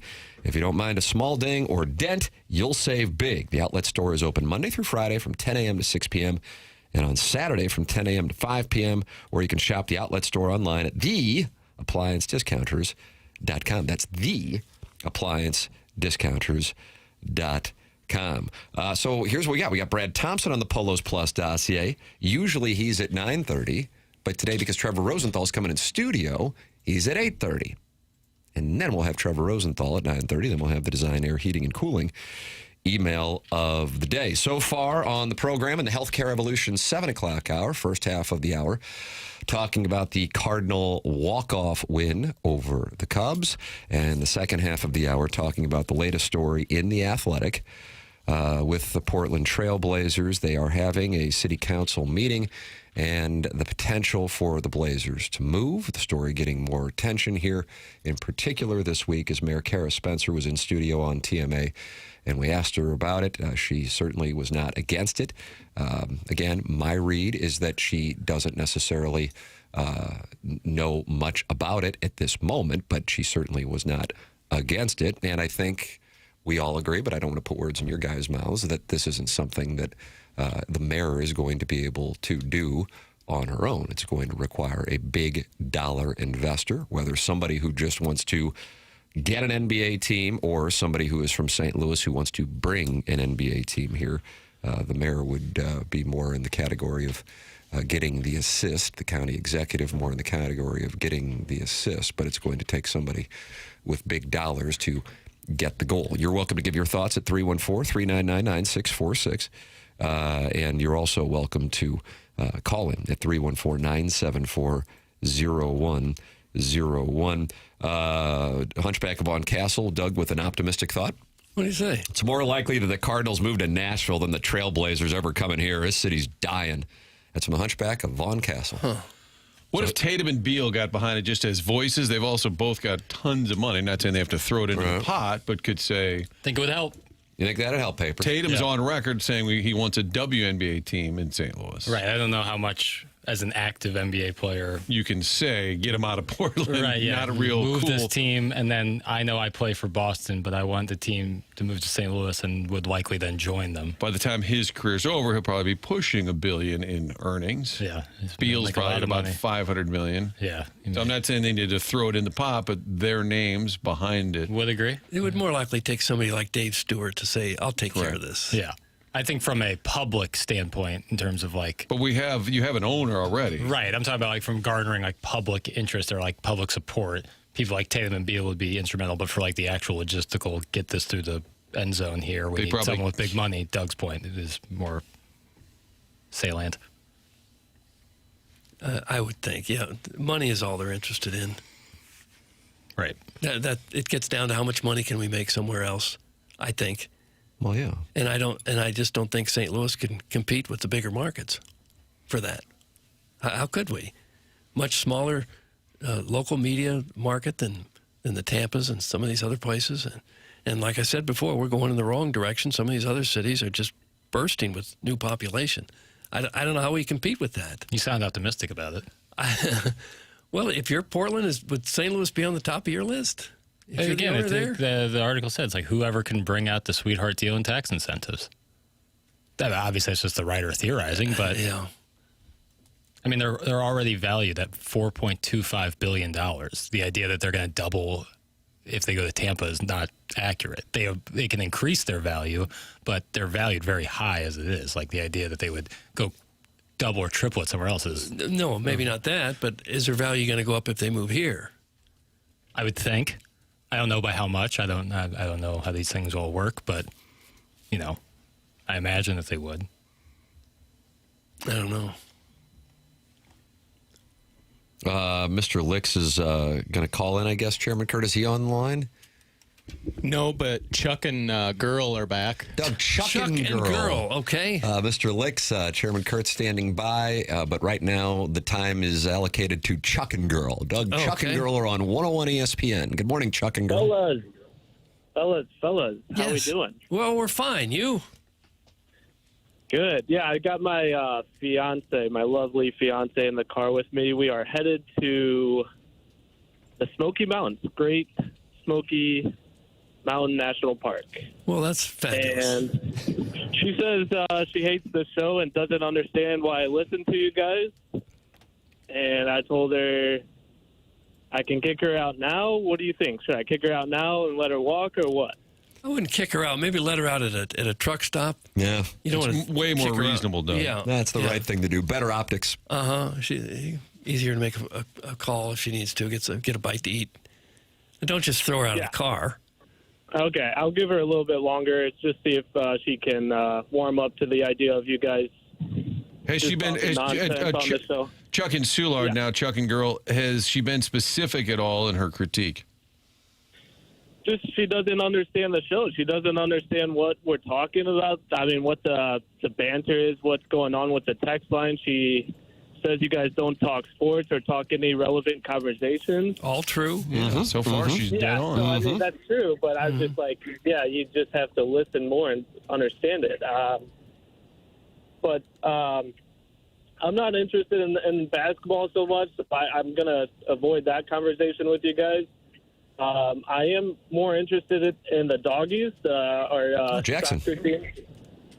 That Jackson's And, here. What's up? I was fortunate enough to, I believe Tim McKernan was on the big board there during the game, and I was like, holy cow, that's I'm really gonna bet the under. I was impressed. Martin right now with a tight read. It could have just been another short, pale, bald There was narcissist. Shane Robinson, maybe, former Cardinal? Shane. Vern Troyer. Well, either way, I guess I was just imagining him being there taking in the doggies game, which they're on a run right now. They're hot. They are on a heater, Doug. Here come the doggies. 3 in a row. They won. Does Chuck and Girl go to games together? Is that the proper grammar? Yeah, we've been to some games together for sure. I mean, it's a good time there. They put on a good performance, and they've made a couple good signings recently. So I think the team is looking better than they did, say, last year or so. Or just a couple months ago. Or a couple months ago, yeah, true. Doug Heater. Yeah, it's exciting. As are the Smoky Mountains, which is where you're headed. Why are you going there? Just a little vacay, a little trip, Doug. So we just left St. Louis about an hour ago. So we've got a long road ahead. I figured I need to waste some of this trip on calling you guys. So. Yeah, well, thanks for wasting the time on our show. Right. Yeah. We appreciate it. Do you think your call has helped win her over? No, not at all. Okay. She hates this. Yeah. I feel like he advanced the concept of what the morning after could be in that moment. Really? It's Buck Swope right there. Was that like a TED Talk? Buck Swope does Swope's picks. You know what you need to have your fiance do, Chuck, is listen to some Swope's picks to give some historical context to this program. Buck Swope just interviewed me last week, Martin, for a special 2-part episode he's doing on the show's relationship with Lisa Ann and the unfortunate falling out between Lisa Ann and Ken Iggy Strode, where Iggy actually got sideways with somebody. It is. I mean, that's a great recommendation, and it's truly upsetting that Iggy had to ruin that relationship with Lisa Ann, because she was a great asset to the show, a great part of it. She would come to town, and it did kind of just put a sour taste or sour look on the show. But we kind of expect that from the one and only Ken Iggy Strode. So. Chuck, a lot of folks on the text line have suggestions for you, but they also want to know, would the girl like to speak? Yeah, I think that's a good idea, Martin. Girl, would you like to speak? She's just shaking her head no. Do you have her tied up in the car? Doug wants me to ask you to ask her if she's ever been with a woman. Can you just real quickly on that?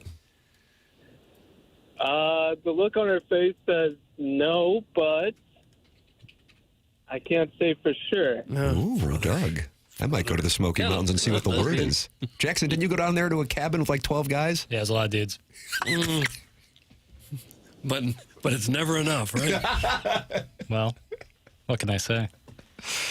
Chuck, any other thoughts while you drive to the Smoky Mountains? No, not really. This is just kind of part of the trip, just making memories. So I appreciate it. You taking my call. Love the show. God bless, Doug. There's Chuck, a girl who does not enjoy the program. No. Strong call. Yeah, very nice. On their way to the Smoky Mountains. Mm-hmm. Thought maybe he was going to keep us on the line for the entire drive. Strong call.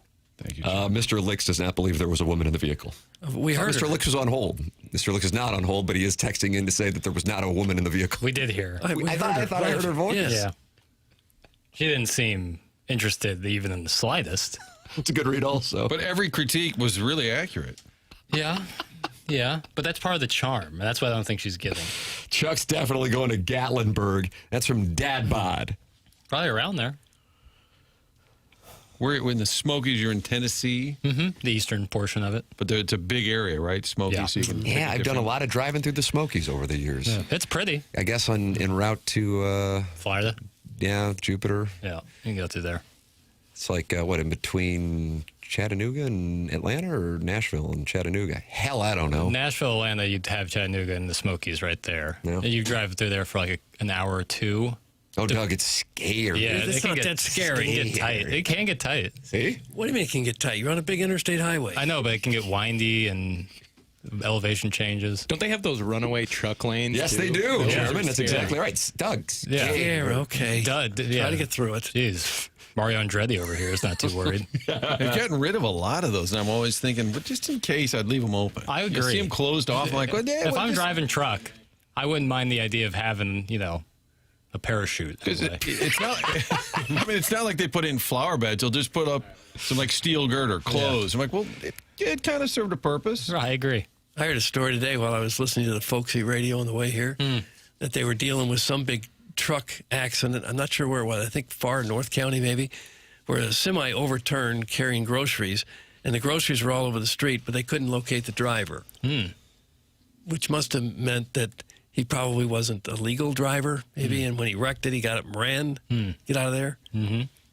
That's what you have to worry about, those big vehicles and people that aren't properly trained to drive. Doug, it's like when you get your drugs stolen, you can't call the cops. No, you cannot. I never have. Oh. For your drugs?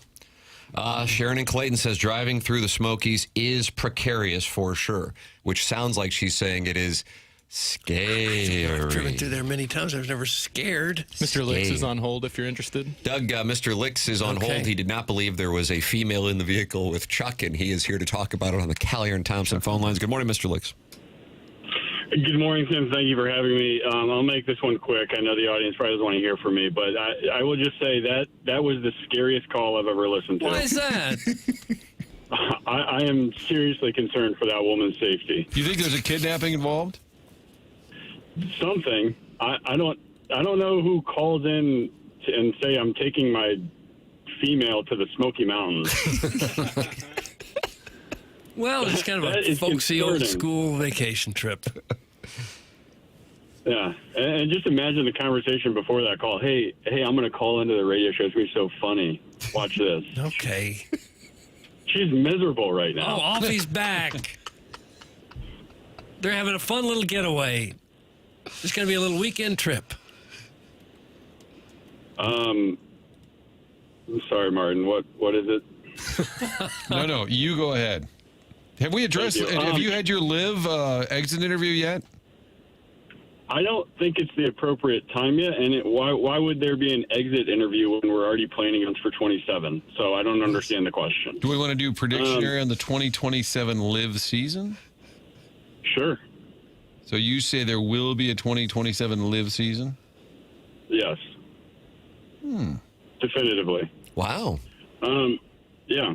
So who eats ham salad? Ham salad? Agreed. Papers, you've won papers over there, Liz. I see it at the grocery store. It looks like cat food. Thank you. Right. I don't understand, Jackson. It looks like a pile of puke. Yeah, it's really gnarly looking. And honestly, I've never seen the level of the ham salad go down in the container. It's always full. So who are they making it for? I don't know. It really looks all sorts of nasty. Doug, it seems like a food from your era. Can you explain it? I've never even heard of ham salad until this very phone call. Oh, is that right? Never seen it like in the deli? No. I think the same thing when I see it. I'm like, oh, God, bless America. Like, as Doug said, how hungry do you have to be? Yeah. It's pink. It's pink, and I assume it's just filled with mayonnaise. Hey, we got this giant ham that everyone loves. What can we do with it? Let's smash it into It's like you took a ham mush. sandwich, let someone take 2 bites, and then spit it back in this container. Oh. Okay, are you done, Lex? That was a nice little topic. It wasn't that. And then, yeah, it was. And then, Doug, I didn't appreciate how you handled the NBA discussion and us getting a team. You think we're getting one? You seem to think that there's nothing that the city leaders or county leaders should be doing right now, and instead we should just wait No, I think the people that will make it happen are the people that have the money. If it's going to happen. When you think what? What did you say? I said if it's going to happen, it'll be done by the people that have the money. Yeah, so you would just want to sit and wait. Well, it's up to the people that have the money if they're going to sit and wait or aggressively go for a team. You kind of want to let the world move without you. How did that work out for local news? Or sorry, Martin. How did that work for online? We're meeting the moment as we speak. Website? What? I don't. How would you court a girl, Doug, at the sock hop? Would you just sit on the bleachers? Well, first you admire their poodle skirt. Right. Yeah, you thought it's a nice poodle skirt, and you say, would you like to wear my pin or my Letterman sweater? And then you roll up your blue jeans to expose the white socks you're wearing, and then you go and you dance at the sock hop. You dance the night away. Do the Lindy hop. Mm-hmm. Maybe the Charleston. So how can we get to the dancing part with the Trailblazers if we don't ask them if they like the pin on our shirt? Is that what you said? Yeah, Letterman sweater. Uh-huh. It's kind of a cardigan. Yeah, it was a cardigan. Don't you think that's what we should be doing? How else would you court somebody? Should probably be doing all of it, but if the money is not there, the money, if they're going to demand a new building, the money, if they're looking to sell a part of the franchise, it's going to take money, big money. If only there was a pot of money that we just fell into in the city of St. Louis. Yeah, well, that's not going to go to bring an NBA team here. I'm starting to think Chuck's girl right now is saying, man, they were talking ham salad. Now they're talking NBA. What the hell is going on? Yeah, we need to snort a rail of Adderall. All right. My brother texted me ham salad. Ha ha. He's really liking the call. Nick's his brother. All right. And then the other thing I wanted to say, I did switch all of my enterprise over to James Carlton, and he saved me $4,000. Well, that's the smartest thing you've ever said. Now I realize that's probably in the category of a drop in the bucket for a gentleman with your kind of wealth, but still $4,000, Doug. That's what James Carlton did for Mr. Licks. 314-961-4800 to go online at carltoninsurance.net, and maybe James can save you $4,000 in the audience. How about that? I'm trying to be relatable to the audience. Yeah. And like for most people, $4,000 means something, I realize, probably not necessarily yourself. It's basically a World Cup ticket these days. No. Yeah, one World Cup ticket. Okay. That's pretty much all I had for this morning. Well, that's good. I think it was a great call. It wasn't that great. I enjoyed it. You're the man, Lex. Okay, that was weird, Jackson, but thank you. Okay, enough of Lex. He's gone, just like that. Can't win them all. I was really just trying to get them off the line. Because Brad Thompson is scheduled to join us. I'm sure he's really a touch pleased. behind. We moved his slot, and now we're way behind getting to that time that we chose. And here you are, and there you are, the crawl into the break, the the Kilcoyne special. The Martin special is to crawl into a break. What does that mean? Limping to a break. Limping to a break. That's right. I've been and Martin's a nostalgia merchant. When Tim's out, I've been accused by papers of... We'll be right there going to a break, and then they'll read one more text. All right, we really need to get to a break. It's 8:34 on this Thursday, which means tomorrow's Friday. What do you got going this weekend, Yeah, baby? it does. That's folksy. It makes me giggle. Brad Thompson next, TMA 101 ESPN.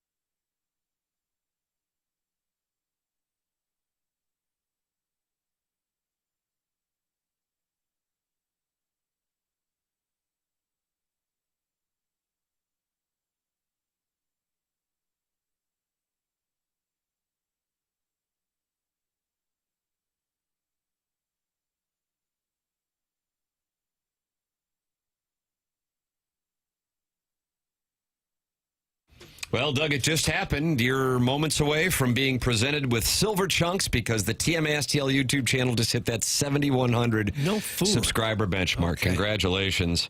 And so what happens? They wheel in silver chunks? I would imagine so, probably in a wheelbarrow, and I'll put that with the gold bullion that I got earlier. And you're getting paid. Mm-hmm. Cardinals with an incredible win last night. And I don't know if it was Brad Thompson who's going to join us here in a matter of moments, or Chip Carey, or Danny Wexelman, or Rick Horton, or maybe everybody, all of the above. Maybe the cat when he was talking to Ivan Herrera. Even though it wasn't by definition a must-win, it felt like it was starting to get into that category, and at the very least, it's a win that reminds you of the first couple of months of the season when the Cardinals were seemingly doing that every other night. Joining us right now to talk about it from the call last night and today's day game festivities, friend of the program, Brad Thompson, here on the Callier and Thompson phone lines. Morning, Brad. Good morning, gentlemen. How we doing today? Fired up. I love that one, and I'm sure many people in the audience did as well. Probably a pleasant surprise after PCA did what he did. I'm sure most people, I know I was one of them, were thinking, oh, my God, here we go again, and it's him doing it that way. And then the Cardinals got the rally going, and sure enough, Herrera capitalized on a pitcher who was struggling from the outset of that inning in Thornton. But, yeah, it did kind of strike me as the proverbial must win, even though by definition it wasn't a must win. How did it feel to you guys in the booth? No, I agree with you, and I'd love to get into that after we talk ham salad, because at 8:30, I tuned into this program. I'm driving to the stadium. I turned in around 8:30, just to see what was going on, since, I was supposed to join you then. And I heard a little ham salad conversation, and I'm going to be totally honest with you, gentlemen. I have never heard of ham salad. I have no idea what that is, and it sounds awful. It does. If you see it, it looks even worse, Brad. It's one of these things. See, Doug's in a position now with his wealth, kind of like former Major League Baseball players, that you guys don't have to go to the grocery stores like guys like me and Martin. Jackson, of course, doesn't even know what a grocery store is. He eats at Sportsman's Park every day.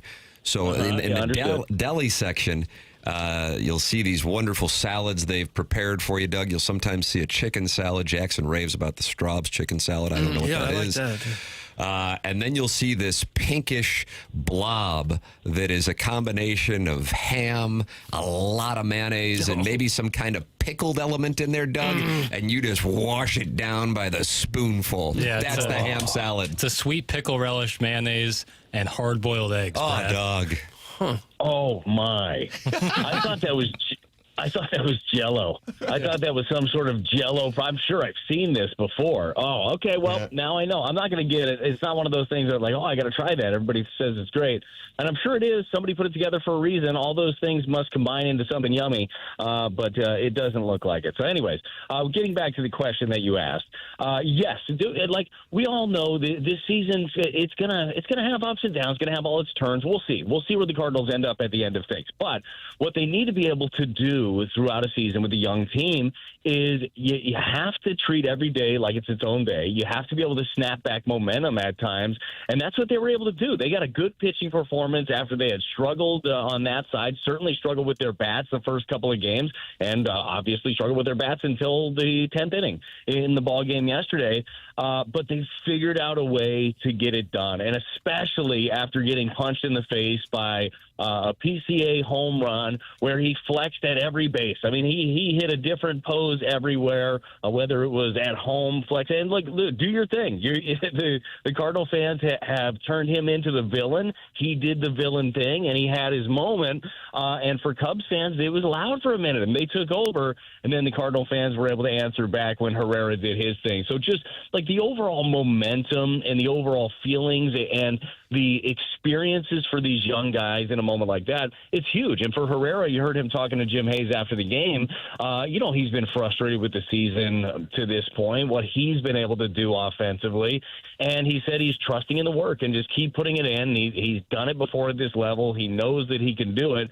But it's starting to come along. This lineup looks a whole lot different when Herrera is slugging, and we've seen some of that the last couple of days. Was it fairly obvious to everyone that Dustin May is getting traded traded. Otherwise, you don't take him out in that. What? You don't take a guy out with 70-some-odd pitches after 5 shutout innings without. I said it's almost as if Heim called down to Ali on the phone and said, that's enough. We're good. We can make our sales pitch just went up a tick.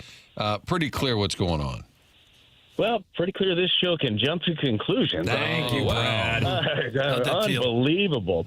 No, I mean, yeah, that's the only thing that makes sense, right? When you take him out, he had 70 pitches he was dealing. Look, I think that Dustin May was a really good fit here for him and a really good fit here for the Cardinals. I feel like this was probably part of the thought process with him.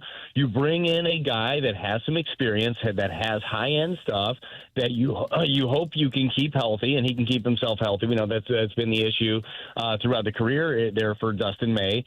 And you hope he has a reclamation season. And then if he does, chances are this was part of the process of thinking that you could potentially flip him at the deadline. So I don't know what it looks like. And there's also the thought of you can always bring him back if you really want to. If you think he's that good of a fit for your room, if you are able to move him, then you bring him back. I thought he was a perfect fit for these guys. I thought that they worked together well. I feel like he really learned. I'm sure he'll talk about it more, if he gets traded or not. He has talked about how much he's learned from this staff and how much tinkering has gone on throughout the season. But yeah, I mean, he got generally when the starter comes out of a game, he'll get the hugs from the other starters. He might get a fist pump here and there, but usually it's not a whole hug line. So that was a little different feel to it. But I'm happy for Dustin. However, Lance, like if he stays in St. Louis, great. If he gets moved, good for him. I hope it's a good fit. But I'm just happy for him that he's been able to put together this sort of season where there is traction around him, being part of a team that could go on and contend even further. He pretty much dominated a very good Cubs lineup. Do you think May has a lot of value on the market or no?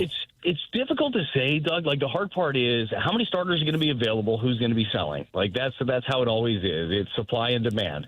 So you look at May, and I mean you look at some of the starters out there. I know that the Angels have some guys, that Seattle has some guys. I think Robbie Ray is a name that's been thrown out quite a bit with San Francisco. But there's going to be interest in Dustin, especially with the high-octane stuff that he has. And look, is there volatility in his game? Yeah, we've seen it this year. We've seen the highs and we've seen the lows, but the stuff has been there, and sometimes raw stuff, especially late in the season, is going to be really good. So, yeah, certainly I think that there will be plenty of traction. I'm sure Heim and company have fielded a whole lot of phone calls over the last few weeks. I got a feeling that this weekend is going to be an incredibly busy one for them, but just comes down to what that market looks like. But I think there will be a lot of traction for him. You talked about Crow Armstrong pimping his home run around the bases. That gets a lot of the fans riled up. Does it really bother the opposing players, or do they know that that's just kind of part of the show? You know what? It's things have changed quite a bit over a couple of years, and I think that is more. It's more accepted now than ever before. You're going to be more mad about the pitch that you threw that he hit out, a changeup that you cut instead of went away from you, than you are about his antics. Now, I will say, even in the world we live in now, I think that these things can figure themselves out. Who knows, right? And maybe it figured itself out last night by. Like that of just coming right back and winning that ball game. If PCA and Cubs fans thought that his moment, all of that, which was in the moment again awesome, was going to be the shining part of the evening, turned out not to be the case, right? So I don't think that it's as frowned upon as it used to be. Old school baseball me doesn't love it as much. I had a chance yesterday. I got a random call from an old teammate. You guys remember Russ Springer? Oh, Russ Springer, sure. So, yeah, got a call from Spring Dog. I got a feeling that if it were him pitching the next time up, there's a good chance he's going to have one of those. He would call it the soul taker, where he hits you right in the back, and then you arch your back and head goes towards the sky. Good chance like he would have had one of those, but baseball's changed a bit. Yeah, I mean, I remember, I think it was the Cardinals, and I don't know which Dodgers series because there were a bunch of them in 09, 13, and 14, where the Dodgers would do this little thing when they would get on base, and Wainwright, and we know Adam Wainwright well enough to know that he's not like S talking. He was just making an observation. I think he said, they kind of do that Mickey Mouse stuff over there. Yeah. Remember that? And then so Adrian Gonzalez was doing Mickey Mouse ears and it was so benign, and we wouldn't even think a thing of it in 2026.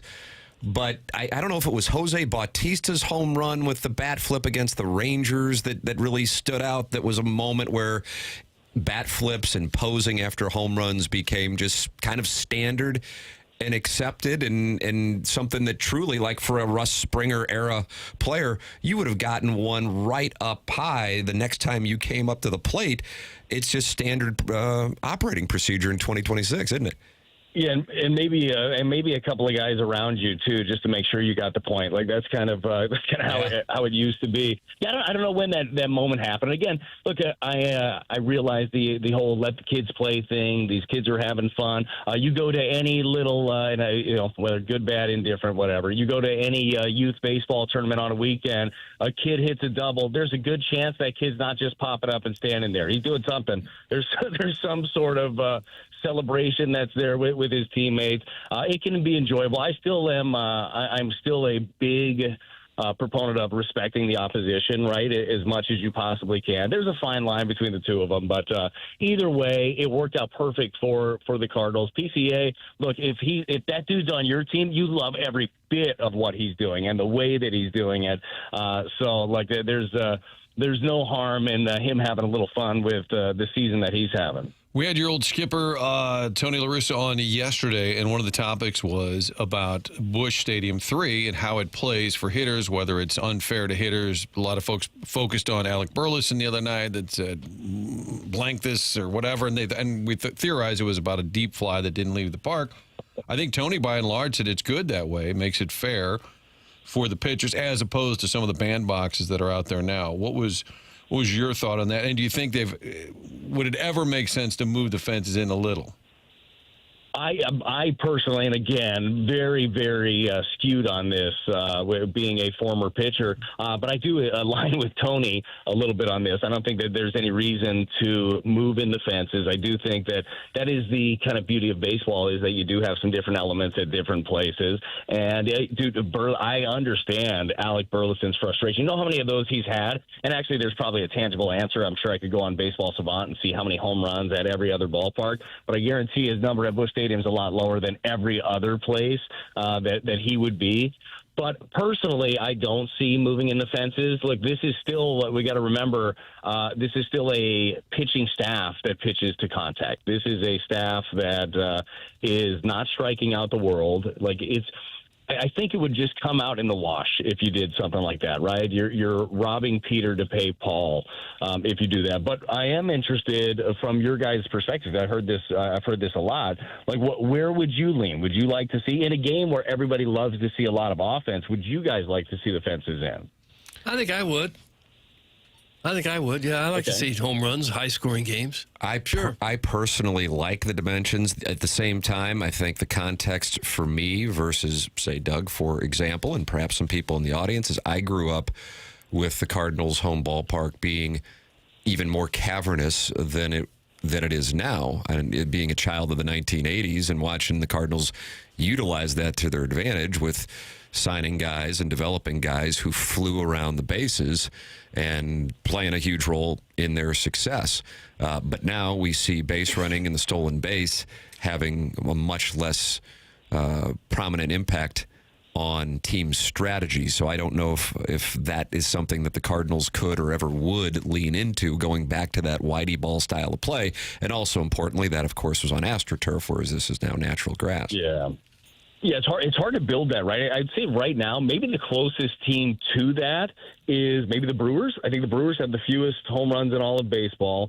They steal a lot of bags. I believe they lead baseball in doubles, and it certainly works for them. Now, the other part of that is their pitching is ridiculous, top to bottom. Bullpens lights out. Their starters are really good. So it can work, but I think it's very difficult to build for that, right? In an era right now of power and slug, building for speed doesn't necessarily fit. Now, it's great. I love speed elements. Like the thought of Victor Scott II is ripping bags left and right was a great one and is a great one. And I hope that we end up seeing a lot of that. But the idea of building a lot of it, I feel like, is very difficult nowadays. Yeah, I think I would leave it as is. To me, as a viewer, it doesn't seem unbelievably unfair. You know, I think it's, if I'm Arenado and I'm Burleson, I might feel strongly against it. But it doesn't seem to be, to me, a huge issue. Yeah, Burley has been robbed many a times at this ballpark, and PCA was robbed in the same ball game on a dead fly ball to center field, right? We talk about these things come out in the wash, like, well, there you go. Your pitcher was able to keep one in. Unfortunately, he kept one in for you as well. But hopefully when the Cardinals hit the road, you know who I'm excited to see hit in Yankee Stadium? Alec Burleson when we go on the road. Oh, my goodness. Go to Toronto first, and then go to New York, go to Yankee Stadium. That'll be nice. You can flick the wrist, hopefully hit a couple there, and make up for some of the ones where he got every bit of a baseball but didn't get out of Busch Stadium. But he's on pace now to hit 21, 22 home runs. If he played in a friendlier stadium like that, that might be 31 or 32 home runs. Could mean his value would have a whole different level to it. He could be costing him millions. You can see why he's frustrated. Yeah, of course. Look, you always want those counting numbers. That being said, we're smart enough in baseball that we can equate all of those things, right? You go down, you standardize all of the starts, just like the same idea where people aren't fooled that you had way more home runs. Let's say if you're a left-handed hitter at Yankee Stadium, it's like, oh, he hit 40, he's a 40 home run guy. You're going to go and look at the numbers and be like, oh, okay, well, 15 of those aren't out in different ballparks, right? So I don't think that he's costing himself any money. Look, the counting numbers are great for all of us, but front offices are going to dig in a little bit further than that. So, but he wants to. I truly believe this. I don't think Burleson doesn't want the home runs for his counting numbers, and he's not thinking about that contract. He wants to win baseball games. Like he wants it for that, and for that, I respect the heck out of it. Brad Thompson with us here on the program. Cardinals, really surprisingly so, especially considering where things were about 11 hours ago, in a position to split this series with the Cubs. Andre Palante on the mound going up against Javier Assad before heading out on the road to Toronto and the Bronx. Brad Thompson with us every Thursday on TMA. Enjoy the festivities today, Brad. Appreciate the time, man. All right, guys, you enjoy the show and some ham salad. Yeah, some ham salad, Doug. Thank you, Brad. Doug, that's Brad Thompson on the Collier and Thompson phone lines here on TMA 101 ESPN. You're welcome to participate as well by calling into the Collier and Thompson phone lines at 314-974-0101, by texting in 314-399-9646, by opening up your YouTube app, subscribing to the TMA STL YouTube channel, and talking it over with 289 friends in the TMA STL YouTube channel, or emailing in for the Design, Air, Heating, and Cooling email of the day. Martin, you know something about that Seth Goldcamp? Seth Goldcamp is fourth-generation family-owned and operated business. They've been doing this for more than a century. Love the fact, St. Louis-based, family-owned. And when it's your name and your family business, there's a different level of pride there. And that's why Seth and the team make sure you have a great experience. And one of the things they talk to their employees about is not upselling. When you have a repair that needs to be done, the last thing you need is somebody trying to sell you something that you don't need. That's why he works with his staff, the team, to make sure that does not take place. DesignairService.com, the website. You can sign up for that maintenance plan. That way, things are taken care of on a consistent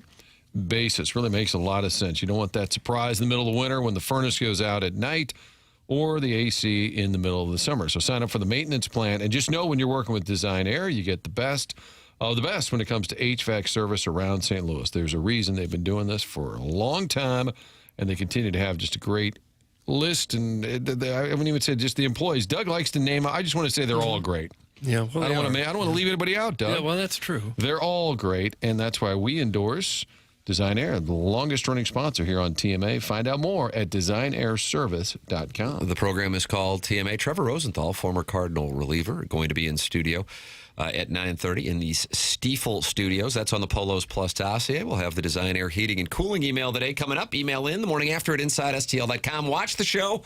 We are on the TMA STL YouTube channel live every day from 7 a.m. to 12 p.m. That's Monday through Thursday with After the Morning After, and 7 a.m. to 11 a.m. Every day, Monday through Friday, of course, with TMA. Tim McKernan, Doug Vaughn, Martin Kilcoyne, Little Jackie Papers, Chairman Kurt, filtering phone calls and emails. It's TMA 101 ESPN.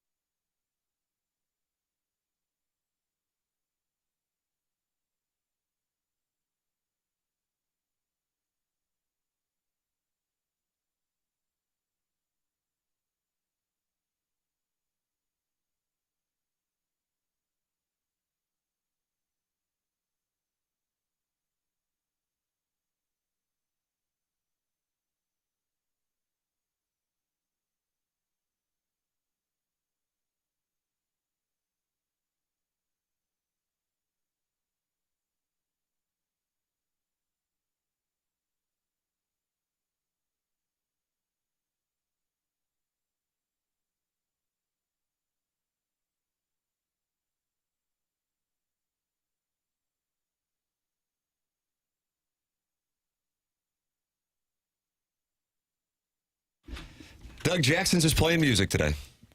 That's okay. There's no theme. Fine. Just open up the Form Energy YouTube chat, and the first thing I see is Iggy announced he was offered a job at the Fan in Toronto, but it was too expensive to live there, so he's staying here. All right. That's recently he was offered this gig. I don't know. I open up the Form Energy YouTube chat, and then I like to read the people in there, like Percy Blumpkin, Doug's Closet Hanger, Jeremy Hodge, Eric with 2 C's, and the TMA Remote Lamp, who are all talking It Won't Flush. But also in there is Iggy Strode, who says, I was offered a job at the Fan in Toronto, but it was too expensive to live there. I've never been to Toronto. Any boys ever been there? I assume you have. have. Oh, a bunch, yeah. My sister lived there for a while. I hear it's the bee's knees. Great city. I mean, it's New York because it's big, but it's clean and safe. Love Toronto. Cardinals will be there. T.O. Yeah, this weekend. That's right. Yeah, Blue Jays. Hockey Hall of Fame is right there in downtown Toronto. Not far from that CN Tower. So, Iggy, that's current news, or is he a nostalgia merchant, much like myself? I don't know. I said long time ago. There you go. Okay. Also, the Pope is in there, and he has an article from the Oregonian. Doug, do you subscribe to the Oregonian? I let my subscription lapse. And that was because you loved the editorial section. I didn't care for it. They are writing an article this morning that is up on the Oregonian, but it is a paywall, and I am not a subscriber. But the Pope is saying that they are talking about their concern for the Blazers moving to another city, and they talk about St. Louis being one of the potential landing spots in the Oregonian. To update those of you just tuning in, Trevor Rosenthal is going to be with us at 9:30. Brad Thompson was just with us, so certainly a lot of conversation about the Cardinals beating the Cubs last night in thrilling walk-off fashion after Pete Crow Armstrong's 2-run home run in the top of the 10th inning with Vaughn Herrera's walk-off double. But running parallel to that conversation, an article in The Athletic this morning regarding the Portland Trail Blazers and the potential for them to be moving as they have a city council meeting that they have invited the Blazers to appear at this morning in Portland. And the Blazers have said they are considering showing up. Which is kind of how a lot of my invites in high school went to Coriezu and Hey, girls. Notre Dame. Yeah, I was high-pitched. I didn't even try St. Joe or Villa, being honest with A everybody. little too out of your league? Too ritzy? Well, I had a Pontiac Grand Am with a spoiler, and I bus tables at Pietro's, and I'm just not sure the fathers of the daughters at those two particular academies were looking for me to be with their daughters. Well, I have a carport. And there was also that. Wasn't there a time when you needed a step stool to get up into your ar? Was that? Did I see a picture of that somewhere? And then there were these little like stilts that I'd have to adjust, like Emmanuel Lewis, you know, Right. Ms. Webster, to be able to touch. No, I had to get a step stool to get up on the chair when I would dance for the waiter at Pietro's. Oh, that's right. That's Chase this dough and get money. Yep. That's what my goal was. Okay. Oh, God. That whole scene that you describe at Pietro's really gives me the heebie-jeebies. Delicious steak fries. Did you ever alert the it's authorities? It's not even a shot. No. It's not a shot at the restaurant. I've dined at the restaurant. It's wonderful. Delicious. Oh, it's great. Glorious. Right there, would it be on Watson? Yeah, Doug, right there by Trattoria Marcella, Donut Drive-In. Yeah. The Old Mom's Deli, which is now a Korean market. Which I want to go try. The Korean market. Yes. Okay. And there's a coffee shop that's like an old gas station. Yeah, Blueprint's right there. And Ted Drew's is just a short distance. Just a little bit to the southwest. You're right. Yeah. You're right. LeGrand's right there. Oh, you better believe it, Jackie Papers. Give me a legend if you don't mind with some of that potato salad, eh? It's a fantastic lunch. Were you guys jealous yesterday when I sent the Booch's Burgers? Yeah. A picture for no you fries, guys? though. Yeah. How good did that burger look, though? Are you about to tell me they have fries there now? No, but I Okay. was going to tell this group. So Lensman Jake and I were down there. We did an interview with Laird Veach, the athletic director. We got a bunch of different Mizzou shows going on. And I said, we got to grab a bite to eat, maybe do a little editing over at the table. So we go to Booch's.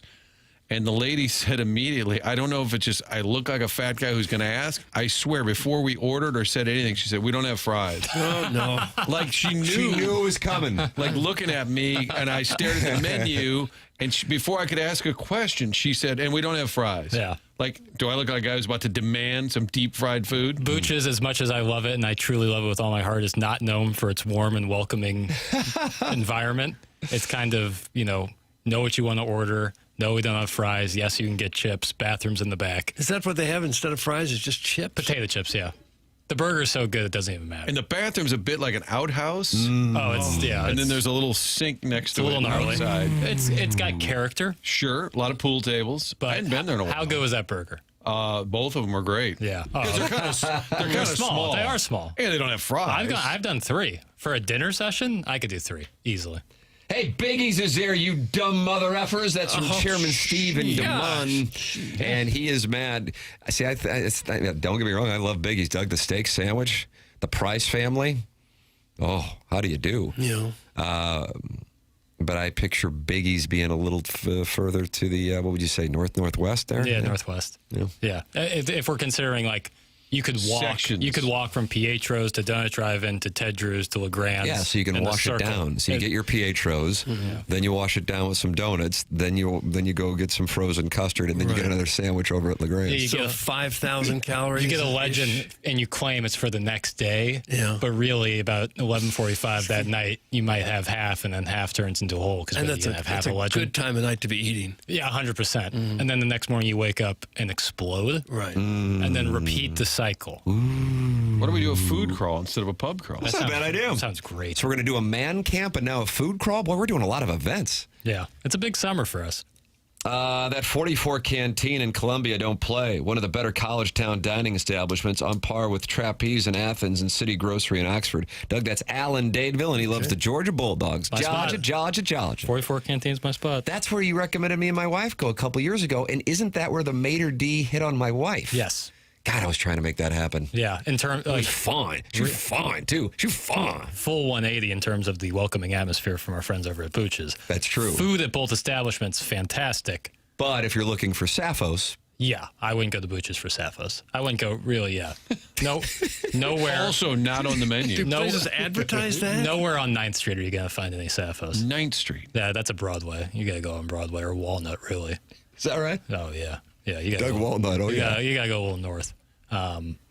But yeah, 44 Canteen, Korean barbecue taco. Thank you. It was the bee's knees. My wife and I were sitting there going, man, this Jackie Papers gave us a nice recommendation. For me and my dad would go like every time. He would come up once a month or two for a conference at for Missouri Department of Education. We go to dinner.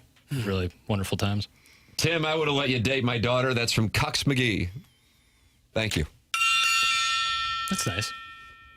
I can attest to the wealth-shaming parents of Coriezu girls. I grew up in the State Streets, and we had to tell parents we were in Oakville instead of the South Side. That's from the Heiser House Hooligan. Had to make up your high school? Yeah. Well, Coriezu is where the really smart girls go, though, right? That's for the straight A students? They get a little Ladue High, I think it is. probably. There you go. They go to Ladue High, he I says. don't know. I think Coriezo has a really good academic reputation. That's the reputation. As does Ladue. Thank you. Doug, we have back-to-back texts wanting to sign up for this food crawl. Okay, yeah. Tim's Offshore Bookie and Stephen Wildwood. They are in. Nice. All And right. Steve will have a thermos full of Manhattans, as will I. Yeah. Swing Haven board member is sending in pictures of himself and his wife. And Martin, he has come into studio, but he has never brought her, and Iggy believes that she is not real. So there is your update on the Swing Haven board member who is active this morning in the Air Comfort Service text inbox. Yeah, just send me some stuff. Lying your way into Oakville is a tough life. That's from Arbor Day. It's a public school, though, isn't it? Yeah. Patty Maroon. Yeah, absolutely. Hometown hero, baby. But so you wouldn't have to, if you live in the district, I mean, that kind of does it, doesn't it?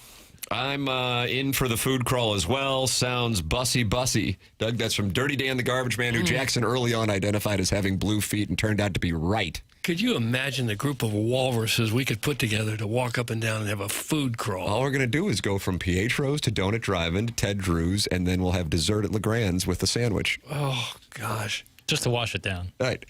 And then I guess we can go over to my parents' house, which is right by there, and Use Joe the crapper. Roderick can crap out and Roderick it out. Yeah. Yep.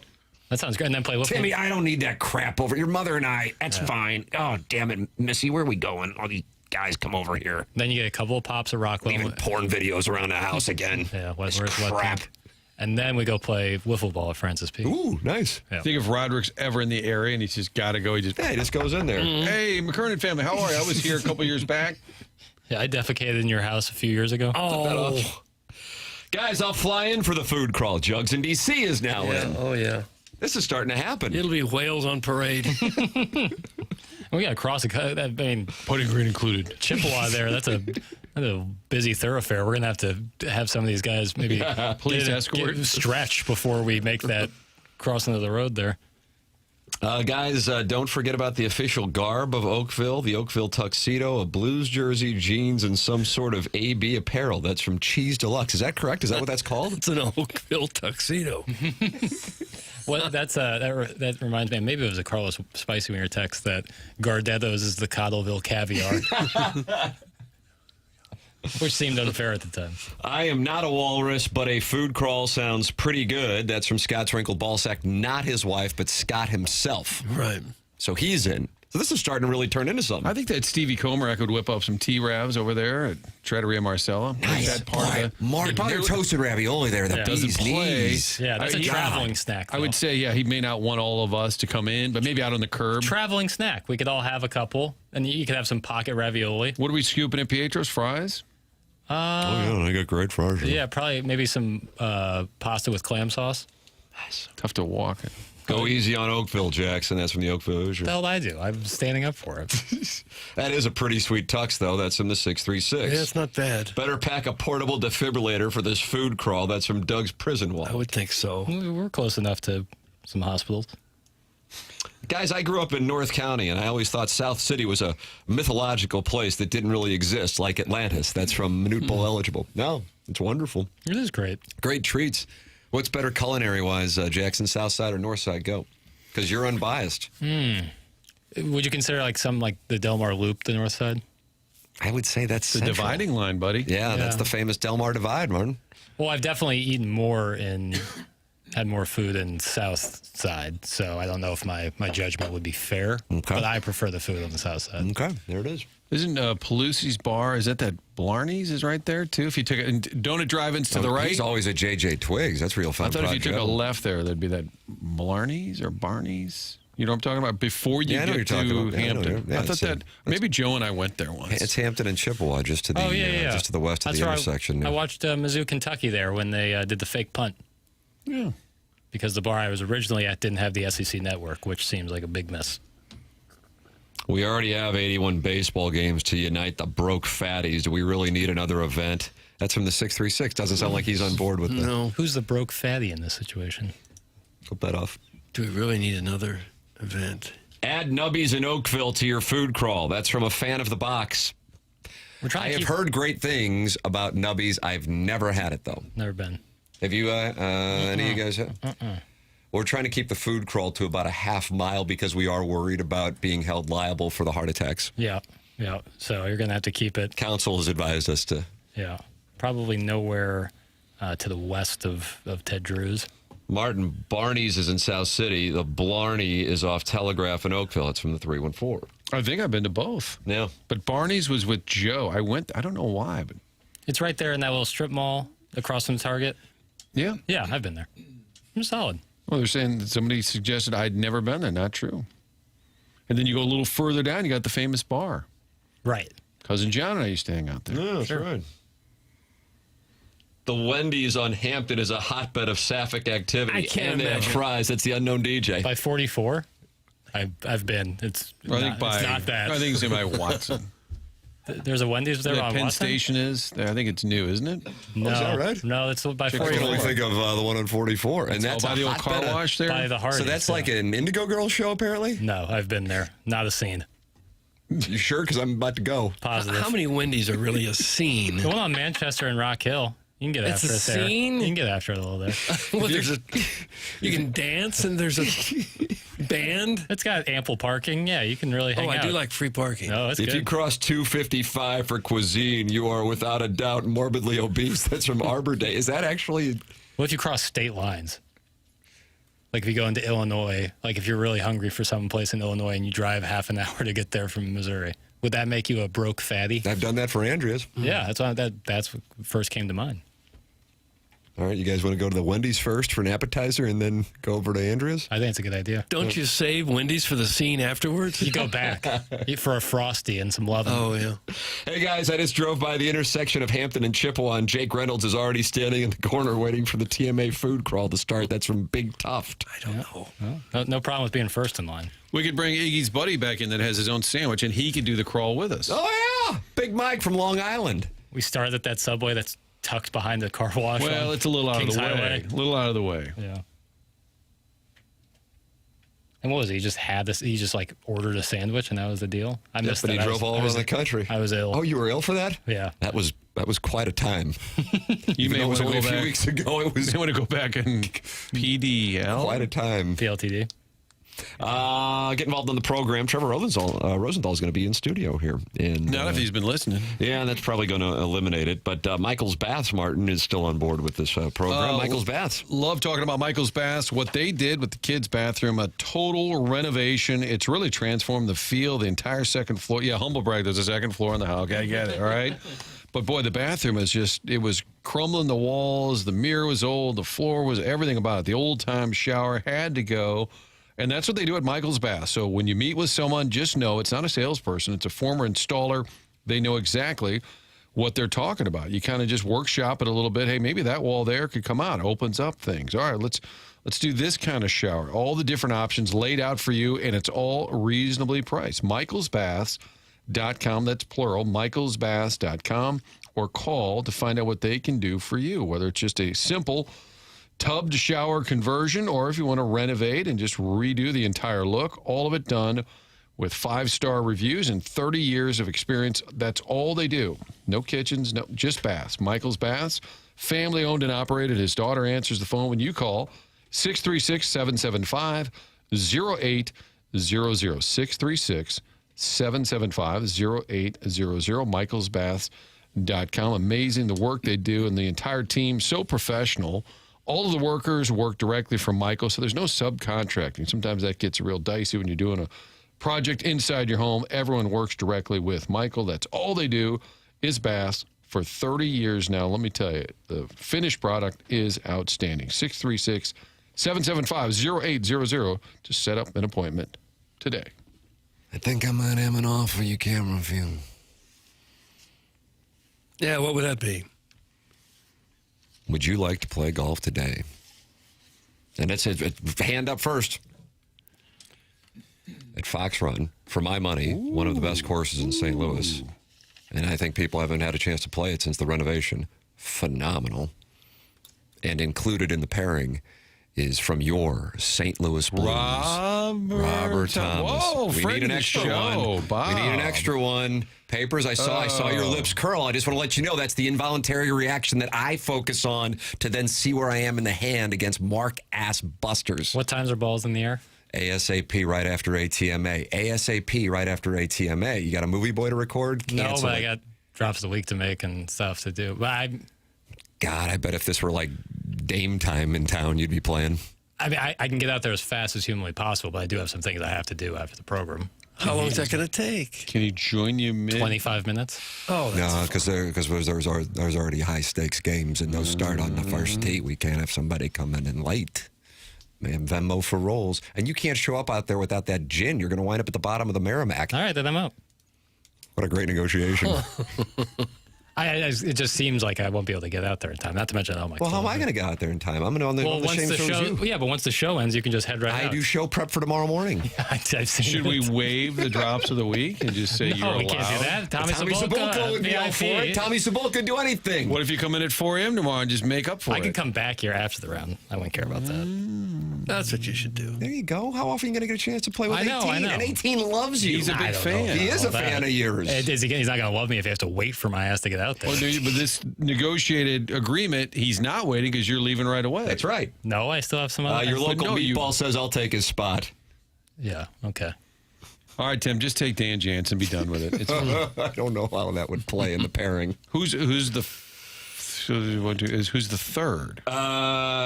Nobody, you know the great Eric Stisser. Yes. He's a Blues executive who will grant rematches, unlike generous executive Mike Caruso, who is running and hiding because my soft handicap days are gone.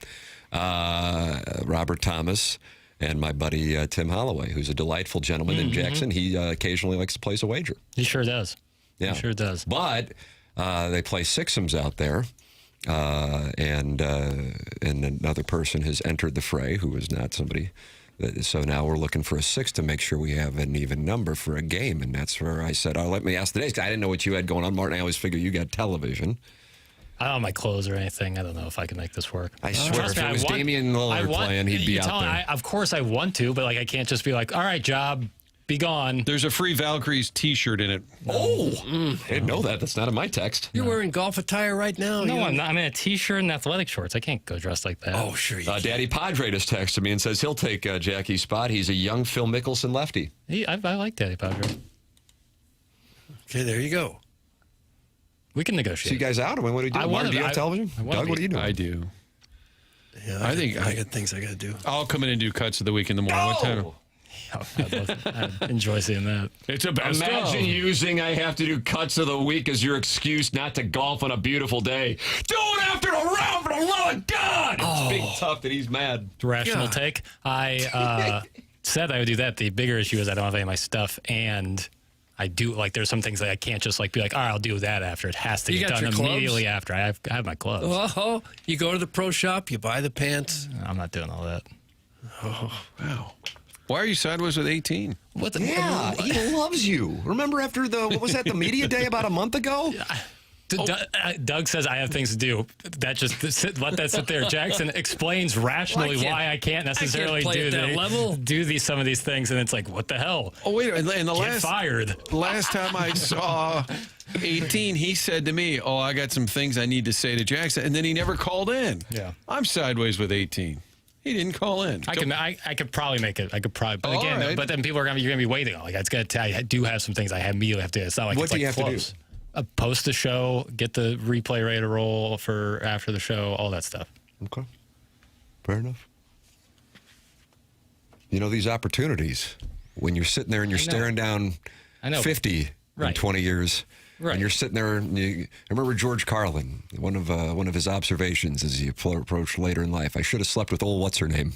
This is another I should have slept with old what's-her-name. No doubt, and I want to make it work, and there's a possibility that I can, but I also, as an adult, can't just It's Fox Run. release my Bent responsibilities. grass. I should have slept with bent grass.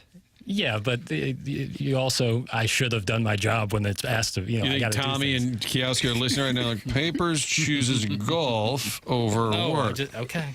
All right, then. Hey, buddy. I don't know. There's clearly no way I can make this. That's the counsel you're getting right there, Martin, is Ken Strode. What would Iggy do? WWID. I wear that bracelet. Well, he would go home and sit. Maybe Iggy would play. Iggy's got all day. Oh, Bob Thomas, you're not ready for Ken. I don't think we should do that to Robert, the star. have you heard about hedonism from the 1970s? Yeah, I don't think we can do that to the future captain. I don't know. Throw in an Angel Reese jersey for him and he'll be there. It's from the 314. Boy, these people just get funnier and funnier. Doug, Trevor Rosenthal is going to be in the studio. You guys He's here. carry All on. right, we'll take a break. Come back with more TMA 101 ESPN.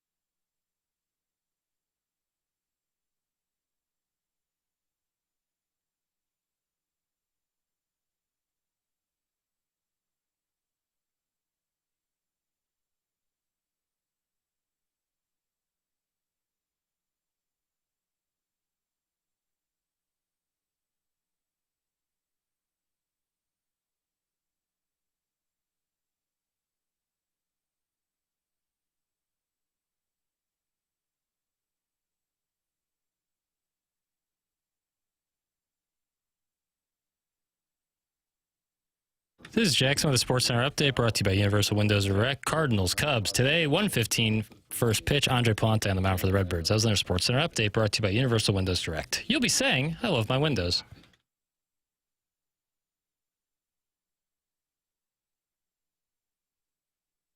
All right, full transparency. We've fallen behind on the breaks on the clock, so we're going to break real quick, Doug. Is that all right? Well, do you have okay. a problem with that? I just have to do that because Trevor Rosenthal's in studio, and I got to make sure we have the proper amount of time for Trevor Rosenthal. Design Air is a sponsor of the email today. That's also coming up on the Polos Plus dossier. Design Air is online at designairservice.com. That's Seth Goldcamp and his team at Design Air Heating and Cooling. It is going to get super hot again next week. Make sure your air conditioning is firing on all cylinders. Go to designairservice.com and work with Seth and his team. I just had them out to my house a couple of weeks ago. Man, they are good. You run any issues with your air conditioning, designairservice.com, and they will be out there very quickly. So many stories of TMA listeners over the years working with Design Air Heating and Cooling and not experiencing upselling. They just get it taken care of, and that's how they build their business. Design Air Heating and Cooling. Sponsor of the email today, coming up here after we talk it over with Trevor Rosenthal in the Stiefel Studios. It's TMA 101 ESPN.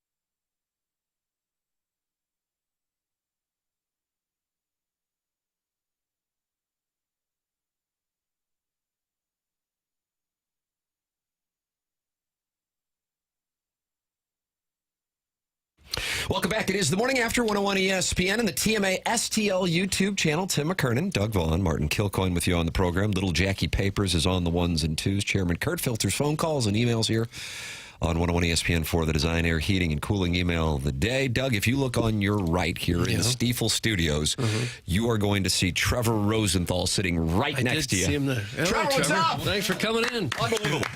Unbelievable. Wow. Round of applause. Yep. We don't have a lot of guys who closed out NLCSs stop by this program, and that's what you did. Doug, do you know what year it was? 2013. Yes. Wow. Nicely done. How about that? Well done. Trevor, what's going on? What brings you to town? Yeah, about 13 years ago. Holy smokes. Yeah, I know. That doesn't seem that long ago. That one really doesn't seem that long ago. Yeah, we were in town to answer your question for professional women's softball here in St. Louis, which I'm extremely excited about, but going off of that 13 years. So we were signing autographs after the game last night, and one of the young softball players came up to me and she said, I'm a big Cardinals fan, and I have some players that have signed on this shirt before. And I said, who are they? She said, I don't know. They're all retired. I'm like, oh. It's like it didn't matter. Oh, I fall into that category now. Just getting another old guy. Yeah, just another old guy. I told these guys you'd moved to Texas, though, in the last couple of years, right? That's right. We've been in Texas about 3 years now. Houston, Texas. Yeah. Because it wasn't hot enough in St. Louis. You thought I would go further south. Yeah. There's nowhere. I'm convinced now, after 3 years in Houston, there's nowhere hotter than Houston, Texas. I've had some buddies who lived in Houston. They say that it is unbelievable. We can't comprehend how hot it gets. Exactly. Yeah. Well, it worse than feels- Phoenix? Is it worse than Phoenix? Well, Phoenix is the dry heat. That's right. So it's the difference. It's more uncomfortable than Phoenix. Yes. But Kyle McClellan recruited you to town, and you and Matt Adams, you guys are the coaches, and we've got women's professional softball. Last night you played. It's the home of the Hoots, the Car Shield field out there in O'Fallon, Missouri. How did it go? Yeah. The Gateway Gold. We're out there at Car Shield in O'Fallon. We had our first game here in town last night, and I'll tell you, I was blown away. It was, for me, having the opportunity and the privilege to be part of the coaching staff and be on the field was one thing. To see these ladies go out and play, they're incredible athletes. They put on a show. We robbed a homer. We made some plays. We were hitting balls in the gap. These girls know how to play. But then, you look up in the stands. The place was packed. There wasn't an empty seat. It was standing room only. People down the foul lines, and then even, like I mentioned earlier, after the game, the players stayed and signed autographs until every player, every little girl, every family that wanted an autograph had a chance to get it. We were there for over an hour signing autographs, so blown away by the experience. It's been an incredible opportunity, and shout out to Kyle McClellan. Kyle has done such a great job of getting the city involved and promoting this event and promoting this league, promoting this team and these players. And like I said, it's just been a privilege for me to be a part of it. Another game tonight, and the idea is if it goes well, then St. Louis would have a team in this professional women's league. That's right. That's why that's why Kyle's so committed to putting in the work. He wants to see this game grow. Just like me, he has a daughter that plays softball, and we've fallen in love with this game, and we want to continue to use our platform to create opportunities for these players to play, and so that's the goal, to have a really good showing, which last night was step one. Tonight, if you didn't come last night, come tonight.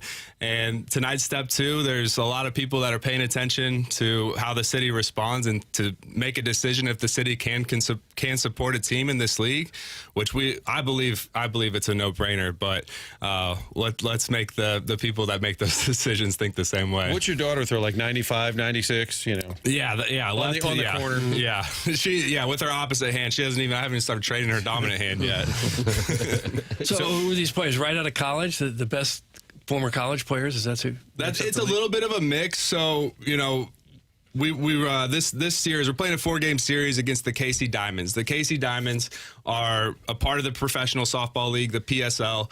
They established their franchise. This year was their inaugural season, and so they're headed toward the end of their season. They played about 40 games in 50 days. They've been on the grind, and it shows. There's a little bit of difference between the roster that they have and the roster that we have. Our roster is a little bit more pieced together, a combination of current and recently graduated college players with a few professional players, more on the minor league side players that have joined our team to help us with these exhibition games. So it's just a matter of time and polish. The KC team, you'll notice, it looks like they've been playing a little bit longer than we have, and that's the main difference. But the energy and the excitement is still there on both sides. I see college softball on ESPN quite a bit, so obviously it's got an audience. It does. Yes, it's on ESPN. Like I said, I've been exposed to this world and just absolutely fallen in love with it.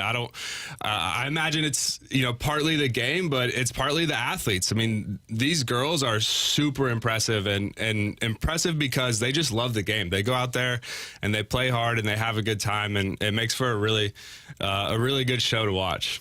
We're talking about 2013 yesterday. This show can be random and a lot of nonsense, but then every once in a while, Tim will just nerd out on a baseball moment. Yes. And we were talking about the NLCS. You'll remember this one. NLCS with the Dodgers. And he said, do you guys remember when that series turned? And I'm like, they beat Kershaw or something. And he's, no, what was it? It was like a 11, 12, 13 pitch at bat that Carpenter had against Kershaw in that game that you closed out in Game 6. And that just wore him out. And the reason I was bringing it up is because McGreevy had a long at bat with Happ the night before where the Cubs got to see all of his pitches, and there was a domino effect, and that's what happened in that game. Kershaw got worn out by Carpenter, and then you guys broke the dam open on him. Yep. Those were, I mean, I think those might be my best memories. Yeah. Going out to Dodger Stadium and being I guess we were the underdog. Yeah. Coming to beat those big guys and guys like Kershaw. And I don't know if it was that game. It was definitely that series, but shout out to Matt Adams. Matt Adams was in 2014 home run off Kershaw. Next year. Yes. And Kershaw just dropped. Yes. He's like, not these guys again. And Matt Adams, little connect the dots. Matt Adams is on the staff of Gateway Gold. Oh, is that right? Helping promote women's pro softball. So he was out there last night. Nice. Yeah. Yeah, he's really gotten active in the St. Louis community, living here. I saw he brought out the ball for City's game this past weekend. Yeah, he's super active. Yeah. Yeah, he was coaching in the Padres organization, I think, last year, if I'm not mistaken. Yeah. Yep. I think in that series, too, I think Marco Gonzalez was 2-0 and Kershaw was 0-2. And I think it might have been both games against Gonzalez got the win. There was quite a group there. I mean, that was when Waka exploded on the scene. Carlos Martinez, he had come out. There was, and Shelby Miller maybe around that same time, a lot of young arms. And what the Cardinals right now are going through is this transition. But I think what they're missing, a lot of young players, some talent, but you guys came along. It was just a wave of arms, right? I remember even that postseason, people in Boston were like, who are these guys? Yeah. And even in 12, you got a chance in the bullpen in the playoffs. How much fun was that because you guys had kind of come through it together? Yeah, I mean, I was thinking about that on my drive over here this morning, just thinking about Cardinals baseball. I knew we were going to talk about it. And, it's a team that when I was thinking about the beginning of the season, I just love Cardinals baseball to be at the top of the standings every single year in and year out. And over this past, I guess, almost decade now, we just see like how hard it is to sustain that. And I mean, it's easy to play GM. I feel like I have a lot more respect for coaches and managers now that I'm sitting in that seat on the softball side. It's a little bit harder than it looks. But, yeah, though I think we were just so fortunate to have can't-miss pitching that was coming up over the course of a really short time period there in 2012 and 2013. It was like every single guy was a guy that could contribute, a guy that ultimately made an all-star team. Michael Waka made his second all-star team this year. Yeah. I think it's hard to do, but that's what I would attribute those years of success to. I'm amazed Waka, because he had injuries. I mean, but he has persevered and like, again, having success and made a ton of money. I mean, but that year he was just insane. And the Pittsburgh game, well, I always say I got to go to a lot of these great Cardinal games, but the game for NLDS, had to win. Holiday homered, and I'm like, who's on the mound? The kid, the rookie, in that environment. That was one of from TV only because I wasn't there. Had to be one of the more intense environments because they could close you guys out with that win. Yes, it was, and Pittsburgh, that was an electric stadium. And coming back to the Midwest this week, I'll never be able to go through a September fall without remembering those feelings, just the crispness of the air. And when you bring up that Pirates game, that's exactly what it was. That was a great, I think I might have came in and closed out that game that Waka started in Pittsburgh, if I remember correctly. What did you do to build your arm up to the point where you could throw 100 miles an hour? I know most of it's probably natural ability, but to get to 100, you're doing something else. What did you do? Weight work or long toss or what? You guys brought up Matt Holliday. Matt Holliday got me on the high protein and resistance training whenever we got linked up. So I think, building strength had a lot to do with it, and just the God-given athletic ability. That's what all I can contribute to it. Yeah. Matt liked to call this show, but he would kind of like make fun of us at the That's same correct. time. I don't know if you were ever on the receiving end. Yeah. Now you don't have headphones. You don't have headphones, but there is a famous drop that is still played that you might remember from when we were doing this moron show down at spring training, and Holiday would drop by the picnic table. I don't know if we. Oh, yeah. Thank you, Chairman Kurt. Here you go, Trevor. Here you go. Take a listen. This is probably spring training, maybe 2013. Here is Matt Holiday doing an impression of our guest, Trevor Rosenthal. I'm a starter at heart. There it is. It wasn't a long one, just a couple of words. I'll build up for that. They never really gave me that shot to be a starter, did they? I think you had said a couple times, I wouldn't mind being a starter, and Matt was obviously mocking that. Yes. Yes, he was adamant that you wanted to be a starter, and so he would drop by the picnic table and said, no, this is not Matt Holiday, this is Trevor Rosenthal, and his way to let everybody know is, I'm a starter at heart. I can tell you nothing has changed. I was sitting down in Matt's house in Phoenix 4 months ago this spring, and we're sitting on the couch and he's making fun of me. So don't feel bad. It's not just you all. He's got a wide target. Did you want to be a starter because they pay him $20 million a year? That's pretty good incentive. Good incentive. Yeah, the economics line up there. Every 5 days, you know your schedule, and you get paid the big money. So closers are like running backs now. They just churn through you guys. That's right. And I mean, I'm not the smartest guy, but I could see how the side of the lockers and how much golf Kyle Loesch was playing and what kind of car he was driving. Here's the funny Holiday thing is now he would come on this show a lot. He's doing segments with the cat. They've got some, YouTube shows and all of that, and he's pretty media friendly. And I said, when you played, I couldn't find you. I said, you were always playing Golden Tee. Yeah. And then once he got out of the game, then we saw the real, like the funny guy that you all know and we've gotten to know now. During his playing days, he was a little under the radar. Definitely. He was saving it for us, I guess. Saving it. Yeah, I wonder if he has any remorse over that. Probably not. But the thing that the unfortunate thing is the fans and the public didn't really get to experience how smart Matt is and how deep his baseball roots is. I mean, if you look at his family tree, it's generation after generation of baseball in that family. So he's got a lot of knowledge and wisdom. He's a smart guy. He's well-spoken. So I'm glad he's doing it now. Who else do you keep up with from that core group? We mentioned a lot of you guys came up together. I did a segment with John Jay recently, and we were talking about how he and Descalce are extremely tight, a lot of were just homegrown products at the time. Is there a group text from the 2013s or 14s, or who else do you keep up with? Yeah, John, there's a few guys that do a really good job of keeping in touch with everybody and reaching out every few months. John Jay's one of those. I get so excited. I'll get a call from him randomly to talk about some things. And but guys are kind of in a season where they're busy. Some guys are still playing, which is really great. Some guys are coaching, managing, and other guys have taken on other commitments. But I've been fortunate. I do have a group of guys. Matt Holiday's involved in this group where we meet weekly on Mondays. Over the summer, it gets more sporadic, but we try and have this Monday meet time where we all get together on a Zoom call and keep in touch. So that's been I recommend doing that for any players that have a tight group like we did in those years. And everybody had to reach out to you in the last couple of years when Helsley broke the single season. So you had it for a good run there. That 48 saves was a Cardinal. You think about Suter, Lee Smith, Worrell, all these great closers. You had it for a while, and then he took it from you, right? He did, but I loved it. It was so great to see, and I was able to call Ryan the morning after. Shout out to the TMA. What a treat that was. I was able to have a conversation with Ryan and congratulate him, and then spend some time with him that winter actually at the baseball writers dinner and get to know him a little bit more. But absolutely stud.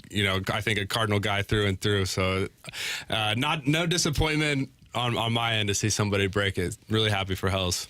And I felt like you were, at the end there, you were always just kind of battling an injury, but there was a chance here. You get to Washington, you get to Detroit. Like, you accomplish a ton, but I'm sure part of you is like, God, if I could have just, we were talking about it with Waka, right?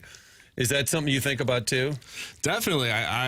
It felt like ending my career the way it did. There wasn't a lot of closure and maybe some some sour taste in my mouth of it. Man, this just didn't go quite how I thought it would. I feel like I had some more left in the tank, and so that was hard to wrestle with. And I hate to keep going back to softball, but that's where this opportunity with softball has really re-engaged my love for the game. And baseball, softball, either one, it's taken me back to what it's all about, and being out there on the field, playing the game, having fun, doing things the right way.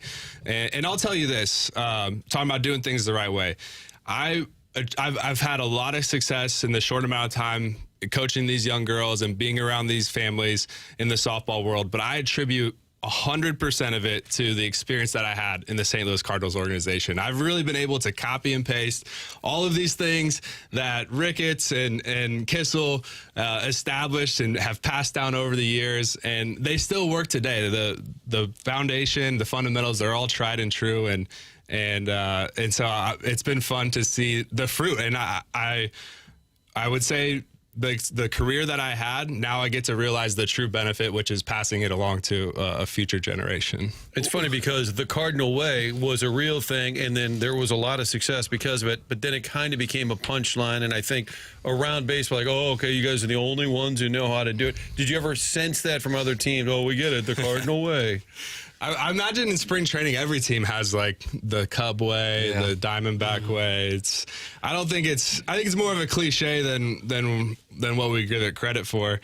But there were conversations of like, okay, how much should we play up or play down this whole Cardinal way thing? We're maybe taking some heat at some times, but we had incredible guys. I mean, it's hard to replicate a Yadier Molina, an Adam Wainwright, Chris Carpenter. Like those guys are not guys that come into every single clubhouse. So there's definitely something there, and they were definitely proud about how they went about their business. You were a part of teams that in 12, you're a win away from the World Series. In 13, you're in the World Series. In 14, you guys are in the NLCS. And in 15, you win 100 games. I mean, I know because there wasn't a world championship there, it isn't held up perhaps as much as the early aughts where they did get a World Series in 06 and then later in 11. When you look back on that, was there a team or was there a moment that you go, man, if that didn't happen, we are able to, get it done? Yeah, I think even in 2012, I felt like we had a team that was capable. Up 3-1 on the Giants. Up 3-1 on the Giants. Barry Zito starting against Lynn, I think it was. Kind of stopped hitting in that series, too, I think. Not you, of course. The other guys. Yeah, if you would have been able to rake, things could have happened. But I think it was Zito, Vogelsong, and God, what was the name of that pitcher that they had? I can't think if he threw a no-hitter for him, but either way, I think he threw. Schmidt, Kane. Yeah, I think it was Kane, Matt Kane. That's right. Yeah, Matt Kane. Yeah. It's hard to point to something, especially now. I haven't spent a lot of time reminiscing on it.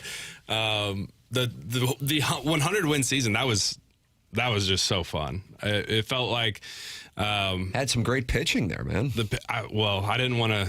You keep bringing it up, but from 2012 to 2015, it was never the pitching. The pitchers did a great job. It seemed like we just didn't have that bat or that healthy bat. There was, I think times we missed Holiday in the lineup for a good stretch, and at the wrong stretch. Like when we're going into the end of the season, going into the postseason, and Beltran, Holiday, some guys are banged up, and we're just missing that big bat in the lineup. So I guess to answer your question, that's probably what it was. If we would have had a bat that could drive in that run and have that clutch hit, it probably would have done it for us. Yeah, that makes sense. And the Giants just kind of had October magic. They were at 10, 12, 14. You ran into the Giants. And then for whatever boat you in that team, because you'd look at their lineup and I'd say, really, they're going to win the World Series, and somehow, because it didn't. Speaks to the power of the horse, though, when you have Bumgardner and you just have that horse, kind of like what St. Louisans had with Carpenter, for so long. Yeah, because I would always look at their lineup and say, okay, he's a good player, but really? They had some kind of October magic, it seemed. They did. Wikipedia says you're still only 36. Could you get through an inning now? What would happen if they put you out there now? Because their first pitch is only a couple hours away. They might need some help. They actually might. I mean, it's like riding a bike. I don't think the talent just disappears, but I haven't really been on a conditioning program, a weight training program for a couple of years now. So the risk of injury is pretty high at this point. It's just an inning. Just maybe underhand. 12 My pitches. underhand pitching right there. is getting pretty good. How about tonight? Matt Adams gets in the box pregame, and you try and strike him out. I saw Big City last night. He's looking good. This guy. You don't want any piece of that. You don't Okay. want any- Tim, I'm going to stage this for Fox 2 tonight, okay? I've got this former All-Star on the mound, and they're going to both blow out their arms. Big City in the box. Trevor Rosenthal. Trevor, one more time for people who'd like to see what you guys are up to. What do we got going on? Yeah, we're in town here. We're promoting the St. Louis Gateway Gold. It is women's professional softball, fast pitch softball here in St. Louis. Exhibition games last night and tonight out at Carshield Field in O'Fallon, and we'll be out at the Corn Crib. Come out to the Corn Crib in Normal, Illinois, Friday and Saturday night. Doug, Normal, Illinois. What is the Corn Crib? It's a great. It's right. It's 55. You can cut to Rockford on 39 if you ever go up to Beloit, Wisconsin. Sure, I'm up there all the time. Doug, there's a Wally's up the road, but 55 right past Bloomington Normal. It's right as the highway splits. I have been to the Wally's on 55. Okay, well you've passed the Corn Crib. It's right there. But that's a stadium? Yes. Oh, okay. I'm sorry. I haven't been there. And we talked about Kyle McClellan, Matt Adams, Trevor Rosenthal, but one name I mentioned, and for anybody familiar with Missouri softball, Julia Crenshaw is on our softball staff. She's a Mizzou alum, and I got to spend a lot of time with her. So cool, so cool just to see the crossover and how at the level she's at and the level that we've been at in baseball, just how we think so much alike and just being competitive. So come out and see us, especially tonight here at Carshield. It's going to be a great atmosphere. The house was packed last night. A lot of excitement. Like I said, there was a lot of highlights to take away from the games. And the weather is perfect, so go out and take a look at it. Yeah, it's optimal for late July in St. Louis. Trevor, great seeing you. Thanks for coming in, man. Yeah, thanks for having me. That's Trevor Rosenthal with us here on TMA. This is 101 ESPN.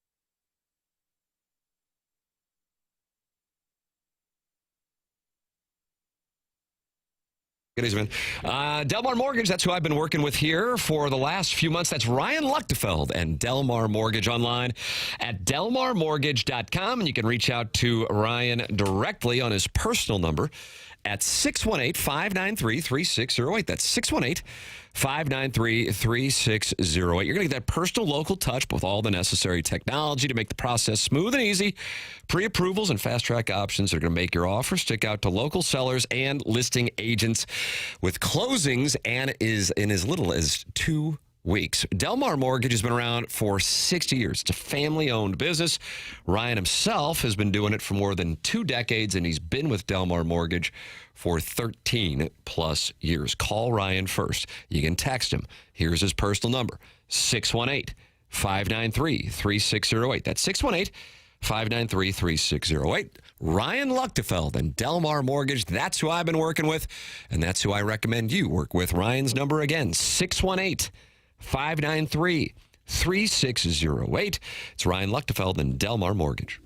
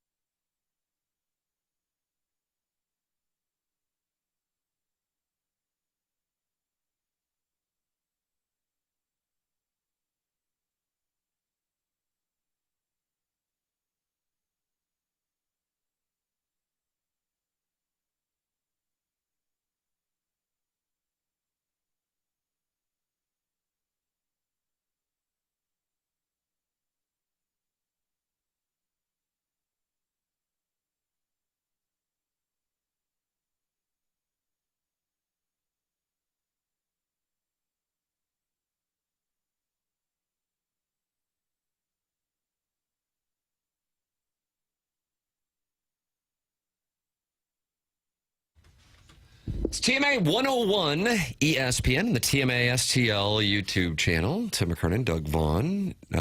Martin is still here, but he was walking Trevor Rosenthal out, and Martin has just reappeared in the Stiefel studios, fresh off of... You know, you're a gentleman. You walk the guest out, Doug. You don't do that. You say, thanks, bye. Yeah, get out of here. Yeah, but Martin, you're a gentleman. He was alarmed how nice this... I guess he'd done enough shows in the past with this crew at other outlets. And the one at Kirkwood was plenty fine, but over the years there have been lesser... No, tough but fair. Lesser setups. He walked and he's, oh, wow. It's like, you guys have running water? It's nice. How about that? Only 36. I got to tell you, that's what I was thinking, too, because I'm like, man, this guy closed out the 13 NLCS, and he's 36 years old. The hell? Yeah, looks like he could still play. Bad beat with the health thing, man. And that's right. That's why, you asked him about why'd you want to be a starter? They churn through closers now. Rarely do you find a closer getting the big, long-term deal. It's the starters. I mean, when is the last time? Am I missing an obvious one? Man, am I missing an obvious closer who got, in recent years, a monster contract? Like a monster multi-year... Hader, did he get one? All these guys, like Devin Williams, makes a lot of money, but it's not a monster deal. Deals. Right. I mean, Scooble's going to get something sick wherever he winds up going. Chapman's probably making a ton every year, but he kind of keeps doing it year after year after year. But then you see, I realize Helsley had injury history, but he goes to Baltimore. And, I don't know, is he done for the year? I know he's out. He's out again. Yeah. That's just kind of the nature of the beast. It's the wear and tear with the short rest, and Rosenthal was sick. But if you take a look at the 2009 team, they go to the NLDS. Do you recall who the closer was in 2009? 2009, did you say? It's before Mahika. Mitchell Boggs? No. Ryan Franklin? Yes. Oh, that's right. He was an 2011. all-star. Who was the closer? Jason Mott. But Salas was somewhere for he was part of that, I think. Yeah, that's correct. And then it was Franklin, Salas, then Mott. And you're right, Martin. I was going into Mahika was in there. And then Nishek was kind of not a closer type, but he made it to an all-star. He did in 2014. And then in between there, you had our guest in the previous segment in studio, Trevor Rosenthal. And he was in there for 15, and he had a great run. And that was the 48 save season, which was the record up until Helsley.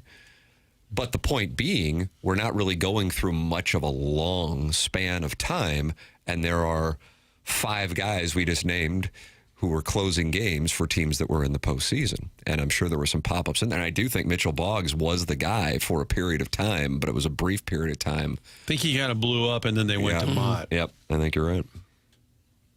So that's why, if you're a pitcher, you want to be a starter because that's where that money is. And I guess a lot of the relievers don't have 3 and 4 pitches that is required for most starting pitchers. Chip Carey and Brad Thompson been talking about it a lot on the broadcast. They were certainly talking about it last night with Matthew Boyd. That's the changeup and how the changeup has become the signature element for a lot of these guys. Yeah, if you're geared up to try to hit 98 and then they take 10 miles an hour off that, it's tough to hit. Well, it always goes back to what Paper said. Chase this dough and make money. Chase this dough. Chase the dough.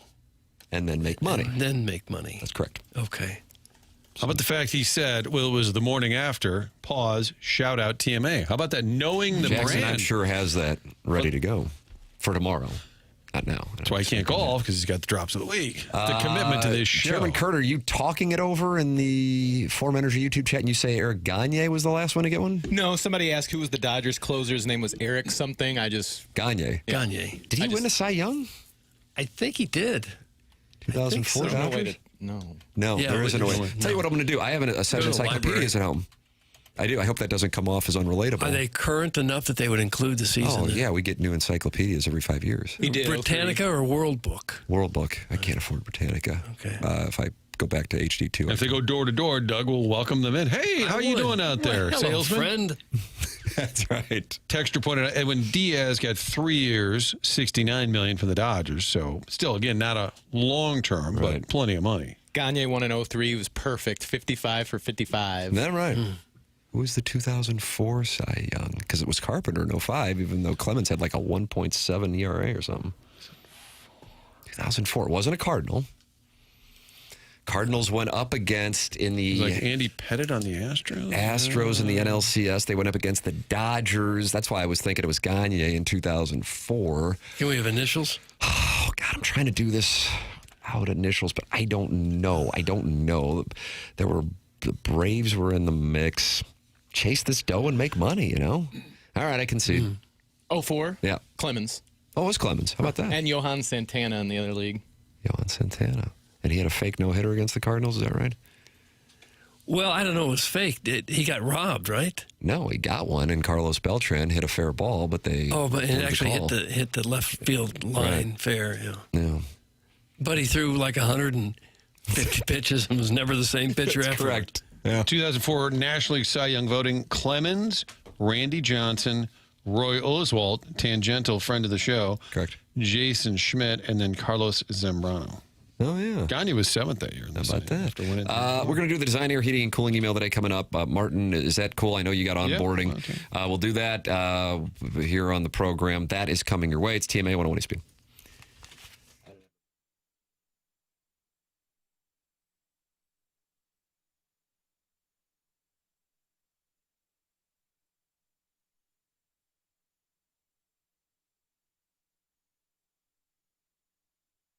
AutoLoanPro.com, the website where you can pick out a vehicle and just know you're going to get that car with little to no money down, best rates possible. Auto Loan Pro works with over 50 different lenders to make sure you do, in fact, get the very best financing. The only thing you need to know is to choose the pro, AutoLoanPro.com. They're part of the Lita family, and this is for folks who may have a situation or a circumstance they're not sure what they can get approved for. That's where Auto Loan Pro steps in and gets you that vehicle. They know that anyone can sell you a car. It takes a pro to do it right. Those 50 different lenders ensure that you will get the best rate possible. A lot of cars on that site, so you can check out the vehicle, do the paperwork online, and while you're there, grab that free playbook. It's how you can better understand the credit industry. They're going to educate you on that and get you into the car of your choice in the future. Fix your credit, get a new vehicle, all in one spot, and that is AutoLoanPro.com.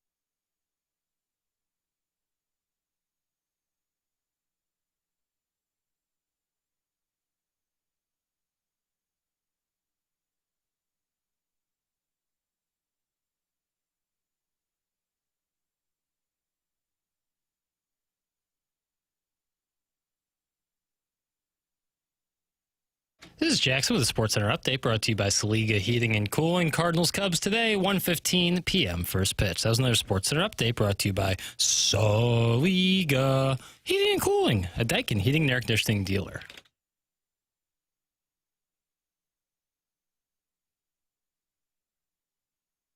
TMA 101 ESPN and the TMA STL YouTube channel. Subscribe to it. Just hit 7,100 subscribers. So Doug was presented with silver chunks in the commercial break. What are you going to do with those things? Oh, just invest.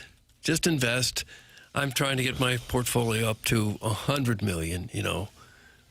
98's not enough for me. I agree with that. It's not enough to retire this day and age. I agree with that. So, a couple more milli. And then have what I want. And then you're done, or would you like to do a sixth hour? I would probably beg to do a 6 hour to go for 101. When you're in this bracket, all you want is more. I agree. And that's with that. where I am now. I agree with that. We're going to do this Design Air Heating and Cooling email today. It's coming up on the Polos Plus dossier. Polos Plus is online at polosplus.com. And that Andrew Hubbard, he's always creating new things for TMA listeners.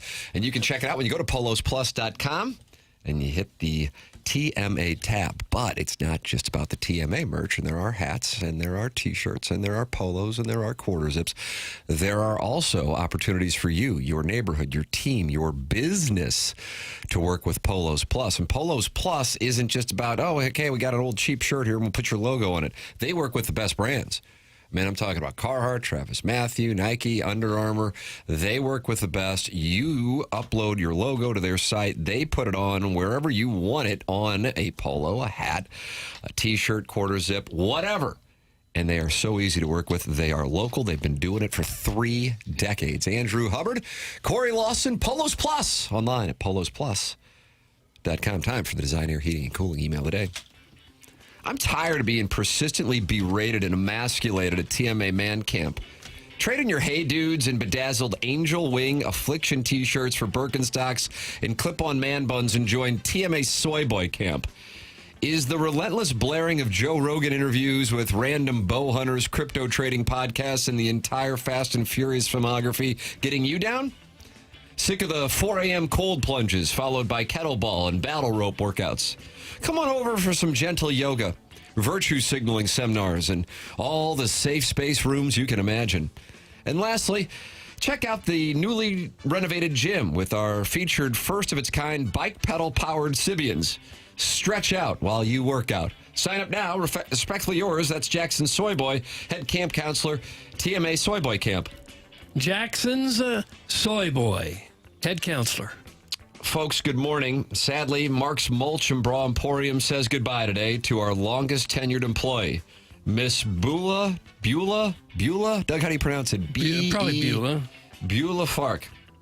After 40 loyal years of loading flatbeds and big backs with mulch and underwear, Beulah has elected to transition into the Iggy podcasting retirement model. Her resignation surprised absolutely nobody after yesterday's explanation of how the PAFO Podcast Network handles the fascinating distinction between, quote, having a job and, quote, doing work. As best as we can tell, it's modeled after one of those rickety little free libraries sitting alongside the road in those middle-income subdivisions with shoebox houses popping up everywhere. Each and every Tuesday, you record yourself barking into a speak and spell that sounds like it's been marinating in a bowl of chili. You put a label on it that says podcast. You walk it out to the curb, you carefully place it inside the unattended little wooden box, close the tiny door, and then drive away with absolutely no curiosity or understanding as to what happens next.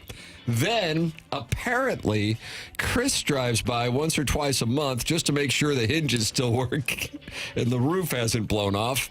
He doesn't open the box or even take a little look-see inside, and then it just sits there, taking up space until a neighborhood dog pisses on it or a trash truck backs into it. It isn't marketed, promoted, or even acknowledged. You mow around it, make sure not to point at it when you have company over, and then boom, you get paid somehow. So please join me in congratulating Beulah on her exciting new podcasting career. That's Mark's Mulch and Bra Emporium. Fresh grows better. Mento freshness. Fresh goes better with Mark's Mulch and Bra Emporium. Mulch, the fresh maker. No, you can't steal other people's slogans. You have to come up with your mulch own. Is stealing from Mentos. Those are your words. I wouldn't want to deal with Mark's Mulch and Bra Emporium's counsel. That's all I'm going to say about it. Not to shoot down Jackson like Iggy's birthday gifts for Learn, but here are the average ACT scores. Ledoux, 29. Coriezu, 30. St. Louis University High School, 31. That's all right. That's okay. You'll be working for us someday. That's from Shooter McGavin, the vice president of the parlay of the Cardinals making the playoffs, the 2027 live season, and the 9th Street Sappos. Shooter McGavin. Dear Dossier, my coworkers again staged an intervention today over my workload, asking why I only work 1 hour a day, 4 days a week, and whether I've considered getting another job to pay for the basic necessities like rent, cigarettes, and birdseed for my pet sparrow. Another job with what free time? I'm currently rewatching The Sopranos for the 4th time, grinding for Batwing 9 and Golf Rival, setting the record straight with Audacious Pigeon on the TMA Reddit page, and shaking down my Rolodex for auction items. And after all this, I record a podcast where I critique another podcast. And let's not forget the production side. Despite spending nearly 40 years in the industry, I still have no idea how a podcast gets onto the internet and no desire to learn. So I record it, send the file to Vitali, who then sends it to Rocchio, who collects his commission and forwards it to the chairman, who then performs whatever blood ritual is necessary to get it onto the podcast platforms. Now, to be clear, I am not actually paid to do the podcast. I just happen to be on the company payroll. That's less of a salary and more of a charitable contribution on their behalf. Yet people keep asking when I'm going to retire. Listen, I've spent years carefully constructing a lifestyle that requires dozens of people to help me accomplish the bare minimum. And I have the flexibility of retirement, all the security of employment, and just enough responsibility to complain about being overworked. You just don't walk away from that. That's from the TMA Troubadour. TMA Troubadour. And Doug, finally, fellas, Biscuits is back and ready to go. About the toasted ravioli crawl on the hill, Iggy would almost certainly say he could handle setting it up. The ensuing chaos would go something along the lines of, Iggy promises to do the work of setting the event up. Iggy does almost nothing. Iggy complains on the air. He reached out to liars on places on the hill. Somebody ends up doing the work behind the scenes. Come day of the event, Iggy takes credit for almost everything. Iggy also gets offended by the end of the night when there are no willing and sober females who want to hang out in his prison cell for a smoke and a drink. Iggy misremembers every detail of the event for years to come. Well, this was fun. Back to the mill. Doug, that's from Biscuits with McGravy. Biscuits with McGravy. And that is what we have for the Design Air Heating and Cooling email today. What we'll do is we'll vote, and then we'll announce the winner at 10:55. And then we'll go down the hallway, and we'll do that after the morning after. And then people listen to that show, and then they'll email into this show about it for the Design Air Heating and Cooling email today. Mm-hmm. That's what'll happen. So it would help if you could catch up on AMTA before listening to EMOD. I think that's accurate. OTD. That's the only way the emails make any sense. Yeah. Okay. There's some context lacking otherwise. Yeah. It's the program's called The Morning After. Trevor Rosenthal in studio in the 9 o'clock hour. Brad Thompson with us in the 8 o'clock hour. Ham salad. And talking ham salad. And also Mr. Lick's calling in about the Portland Trailblazers and the possibility of them being on the move. Today is a big day as there is that city council meeting and the Trailblazers ownership and management is still deciding whether or not to appear at the meeting. Next week there is a vote by their city council and that could end it. That could be the end of it in Portland. So this program is certainly monitoring as we had Mayor Kara Spencer in earlier this week and asked her about it. And that's the clip that's making its way around social media. So that is how you can be filled in. And you can read a story in The Athletic that does mention St. Louis, Tampa, Nashville, and Kansas City as possible landing spots, along with Raleigh, where Blazers' new owner, Tom Dundon, has the Stanley Cup winning Carolina Hurricanes. So there you go. There is a recap. You can always podcast it via the Schaefer Door Company podcast app, and you can rewatch it in any segments you want on the TMA STL YouTube channel. Martin is headed to onboarding. We're headed into the 10 o'clock hour, even though it's 10:19. The program's called TMA. It's presented by Brown & Crouppen on 101 ESPN.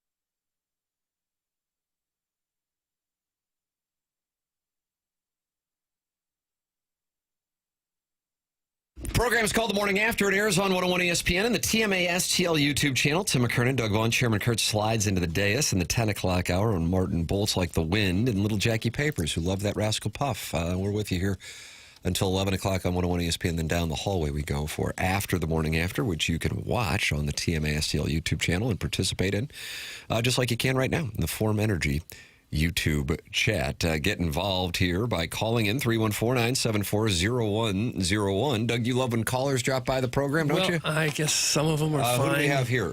Little Jackie Papers, who looks like nobody. The phone line seems to be bare. Okay. Well, that's probably a win. Doug, we were duped. I don't know. We were hoodwinked? Chairman, you had a wonderful caller you were telling me about the break. Yeah, the gentleman we talked about, I think maybe last week, that had placed a bet on the Blues to win the Cup and then didn't hedge, and then I think he got flown out by Darren Ravel. Oh, wow. And he texted into the text inbox, so if you're listening, sir, I'll keep my eye on the phone. All right, there you go. So 314-974-0101. That is how you can get involved on the program. You can also text in at 314-399-9646. Cardinals and Cubs, day game. And Doug's closet hanger has just in caps in the Form Energy YouTube chat announced the Cardinals will win today. Will they? Andre Palante, he's been dealing. Wouldn't it be nice to get the win and go into the weekend going, okay, here we go. Here we go. Let's go. That would mean we were just getting hot. To win the baby. We could win the baby, yes. Jim Dandy last night. That was super fun. And I feel like we haven't gotten one of those in a while. Am I off on that? No, they haven't gotten much. They've lost 15 out of 21 or something. Yeah, but I mean, there's that, but also, they won on Saturday against Cincinnati, but they just kind of bludgeoned them, 7-0. Yeah.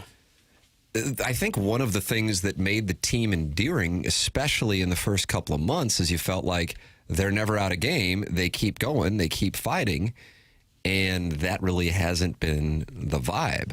If anything, the opposition, unfortunately, has never really been out of the game, in part because the Cardinals aren't scoring a lot of runs, or the famous 7-0 blown lead against the Diamondbacks a couple Sundays ago.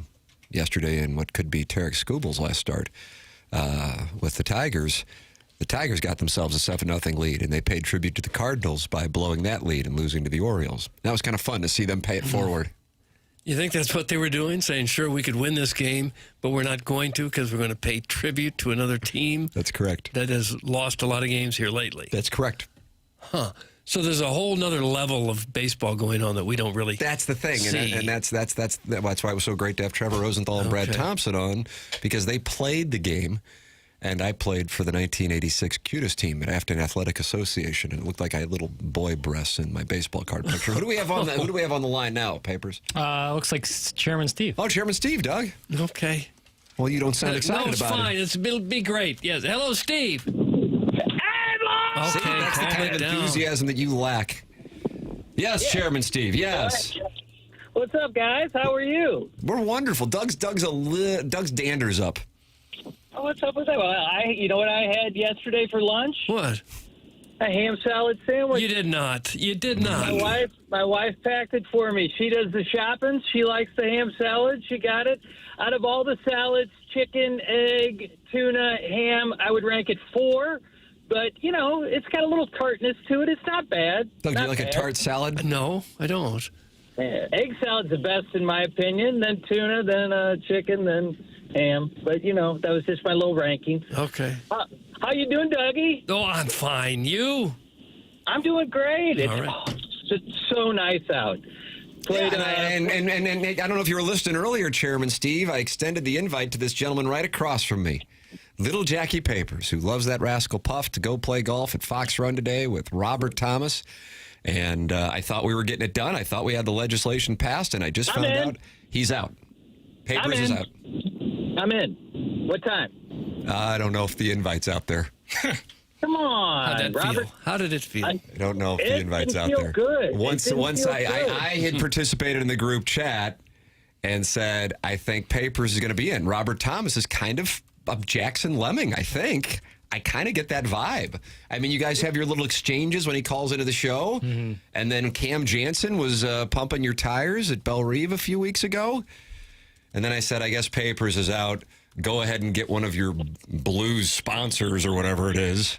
You know, we go from papers to Blues sponsors, spending, you know, God only knows. I'm a partial season ticket holder. Just tell him I'm papers. He doesn't know what he looks like. Oh, really. no, he knows. He knows and he loves. Yeah. He knows I'll and he just loves. whiten up my face a little bit, maybe dye my hair. I'm good. Right. I went on that track. I played Redbud yesterday, 9. Similar. Got paired with some recent U-High graduates. God, they are. There's an arrogance about these U-High guys. Well, it's earned. It's only some of it is earned, Tim. I got it. It's a difficult school. It's a great school, but God, they carry themselves in a way. It's like these little 18-year-old punks. All right. But, you know, and it gets worse as they get older. Tim, you don't have it as much, but I know some guys, and I'm like, God, you went to SLU. It's not like you went to, you know, Thomas Jefferson over there. Well, I'm going to distance myself from this comment because as a St. Louis U-High graduate, I don't. Oh, God, they'll be coming but I got to make this clear. It's effing high school. All right, yeah, now, I know. with that all said, with that all said, now let me go back to my superiority because I went to St. Louis U-High. What else is going on, Chairman Steve? Oh, nothing much. I do have a PSA a little bit. Okay. Hey, if you're driving around the Des Moines area, we're not a pedestrian city. Okay. People are not used to driving around when people are walking at the same time. They drive like friggin' morons. And pay attention a little bit, okay? Especially in that area, we got a lot of pedestrians, including myself. And sometimes I might have a few pops. I might be a little wobbly. So pay attention when you're driving, so you don't run somebody over, because people drive like idiots, and there's a lot of road rage that goes on at that Hampton to Clayton exit there, McCausland, because there's bottlenecks there, and there's a big AMCO sign. There's a big merge right there, and yesterday I witnessed a guy without a license plate who weaved through traffic and threw a water bottle at some car he was upset with. So keep the anger down a little bit. Let's take care of that road rage. Good counsel. I know Sharon is listening. Did she ever go to Barrio in Des Moines? Because I thought I saw someone who looked like her text sitting at a table near me. Looked like her text. And she was wearing a Blues shirt, I think, too, and the husband looked exasperated with her, and he was wearing, like, Rockports or something like that. So they looked like they owned a place in Sanibel. I'm thinking it was her. If she's active in the text box, see if she says she goes to Barrio, and was she there last Tuesday night, I believe. I had my little 2-year-old grandson with me. He was a handful. Because you just looked at this woman and decided she looked like she would send the same text that Sharon sends us? And they look like a little uppity, and she has responded. She has responded. She says, "Nope, never been there." Yep, that's it. Oh, all right. Well, you got someone who's probably a Karen in Clayton or something like that. But no, it was. It's always that place is always good. If Can you Mount Rushmore your restaurants in Des Moines, because it is a fascinating little corner of our St. Louis area community. Doug, you ever get to Des Moines? I have not. Really? No. Well, there's only like 3 of them over there, or 4 of them. There's a vegan restaurant, which that would come in at number 4. But it's actually, they have a good. What's it called? It's like a Reuben, but it's made with like Brussels sprouts or something like that. You want to go get a Reuben made with Brussels sprouts? I'm going to pass on that. It's actually good. I was. What don't you understand about meat and potatoes? Louis top of the food chain, baby. Louis. Yeah. And we go there a lot because I'll go and just put my name in for the outside. You can sit outside and watch all the peoples go by. Then Sasha's, then Barrio. I guess. On the outskirts, you got Basso and Fox and Hound. Those are good too, but I guess they're not actually Des Moines. They're more. I guess that's Des Moines or High Point. Is that the city, Clayton? I think the city cutoff is like literally right in between that right? Amico and the Cheshire. Yeah. Yeah, well, I'm actually on the city line. Like 2 houses down, I can see the Clayton sign. There was some story about a guy who got his car stolen while it was at the Amico, but he was at the Starbucks at the Cheshire, and there was like a whole dispute between the city and county on whose jurisdiction it was, because it was like right there on the city line. I know someone else had their car stolen there at that Amico. I could see that. It's a little, there's a little action over there. So you got to be careful. Don't leave it running. Don't leave the keys in it. Right. Be smart about it. You're in the city. But no, I'm having a great time over there in DeMont. I enjoy it. I enjoy St. Louis. I don't know if I don't think we'll get an NBA team, and I'm trying to get, less activity in St. Louis. I like the amount of traffic we have. I like the ability to get around. We don't need more people. We probably need a few less, if we could lose some of the bad ones, but we'll probably gain more bad ones than lose good ones, That's usually how it works, Yeah, exactly. But no, I like these Cardinals. I think they're going to win. I think they're going to win. Oh, Jay Jr., you're getting me. I was listening to the skeleton. Sometimes I like the skeleton better than this actual show. Papers, there you got an endorsement on the skeleton. It finally happened. Take a win where I can get one. Yeah. I barely listen to it, but sometimes I listen to ATMA and then it pops on afterwards. Yep. And I'm sure if I listened more, I'd start complaining that there's not enough content. But I heard a little segment with Jay Jr. and Iggy. And then when I listen to the skeleton, I miss Iggy. And then I listen to ATMA. I'm like, okay, I don't miss Iggy so much. I tell you what, he pours out 23 hours of thoughts in 1 hour, and it is amazing. It's breakneck speed. I mean, it's almost like this phone conversation I'm having right now for 1 hour. It's a lot to do. Well, we got to squeeze everything in. He's so busy. Just an hour is not a whole lot of time to hear about everything he's doing. Yeah, well, he's got 65 years to cover every day, it seems. But I would like Martin to do that show as Iggy. And just relay the stories. Martin doing an Iggy impression on After the Morning After. That's not a bad idea, actually. Send me stuff. It'd be another ripoff of Stern. That's what he used to do. They have all the guys imitating like Baba Booey or whatever. But no, I was.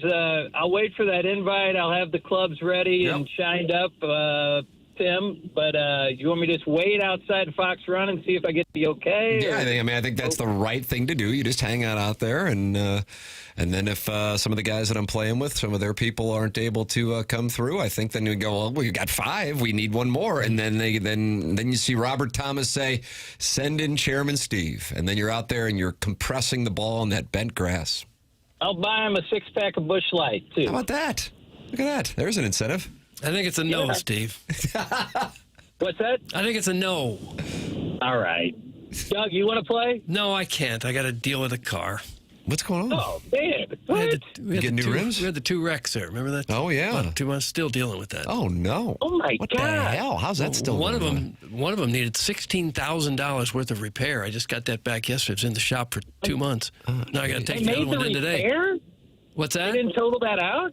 No, the car was worth considerably more than that. Football so hard. Oh, Dougie boy. Football so hard. Condo paid for, no car payment. You worked 2 jobs for 50 years, and that's what you get, right? Is it unusual to have a car worth more than $16,000? I'm just joking, Doug. It's just funny. I'm just surprised. Sometimes, like we had my wife totaled 2 cars, not her fault, in 1 year, and but they totaled it out because the repairs were going to be more than it's worth, and it was like $30,000 in repairs. It was crazy. Oh yeah, it is expensive. If your car's very old at all, it doesn't take much of a wreck to total it. No, not at all. But no, I just wanted to say hi to the boys, see how it all was going. Sorry I didn't get in before Martin came in, and sorry I missed Cam. I love Cam. Yeah, Cam's a delight. Great on the show. Anytime you got to fill in, put Cam in there. Cam is good. Oh yeah, he's great. I really enjoy him. Chairman Steve, you're a gentleman, sir. Thank you so much. No problem. Have a good day, guys. There he is. That's Chairman Steve, Doug, and he's going to be waiting outside Fox Run for Robert Thomas to invite him. And then he's going to be told, no. Thanks for driving out here, but you know what? No. A number of people were offering you money, Doug, since I guess you need to come up with the money for the car to end the phone call. So if you want to track those people down, there's some money sitting there for you. It's kind of like the Colonel with his super chats on the post-game show, and I believe the first one is coming up here in now 34 days. I think that's the math for the opener. Right. That sounds right. Fight Tiger, beat UAPB. Program's called TMA. It's presented by Brown & Croup on 101 ESPN.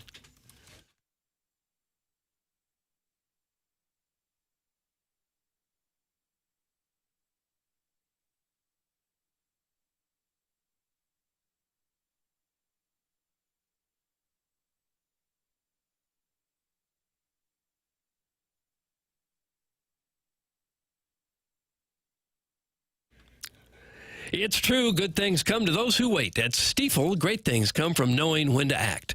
For 135 years, Stifel has helped individuals, families, and business owners make thoughtful financial decisions.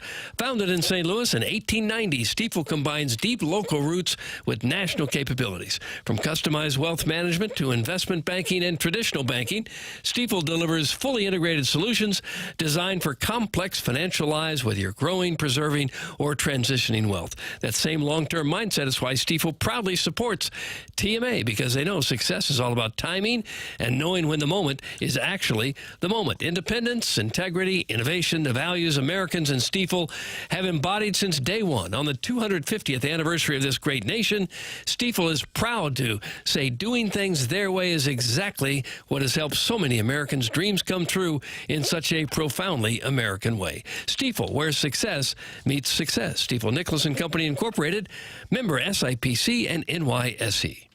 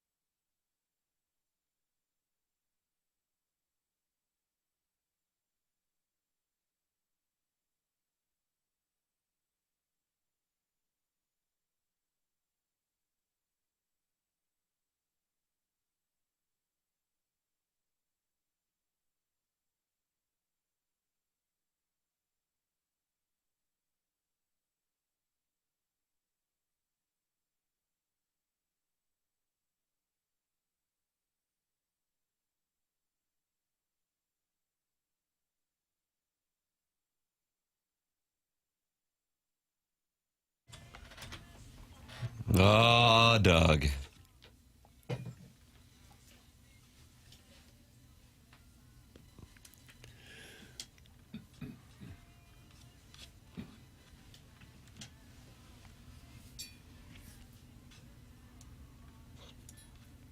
Doug, Chairman Steve and DeMunn's call not met with rave reviews in the Air Comfort Service text inbox.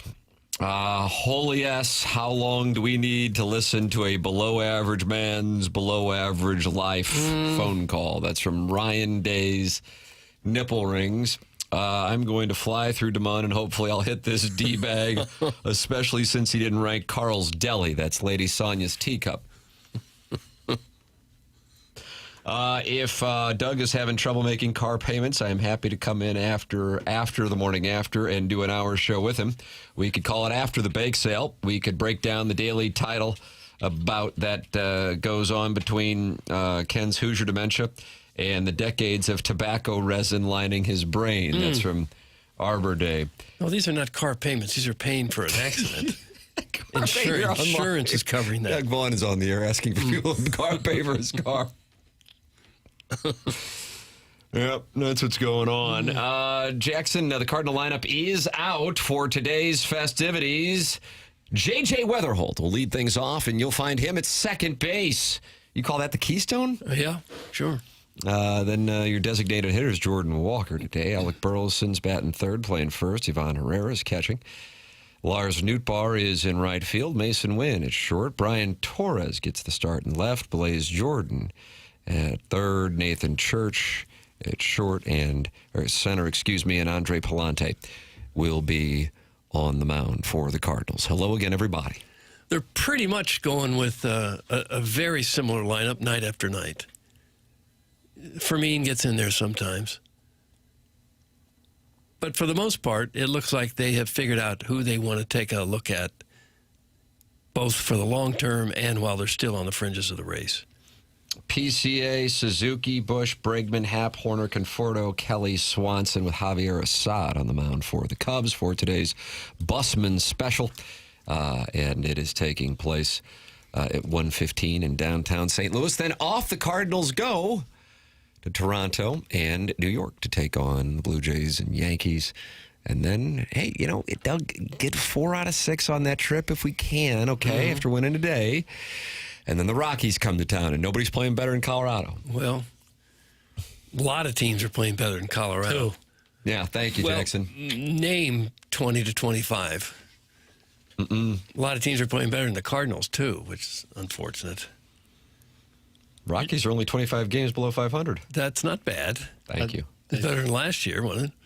They could make the playoffs. Yeah, they're probably still in it. Doug, I need the Cardinals. They have played 108 games. So how many games left do the Cardinals have?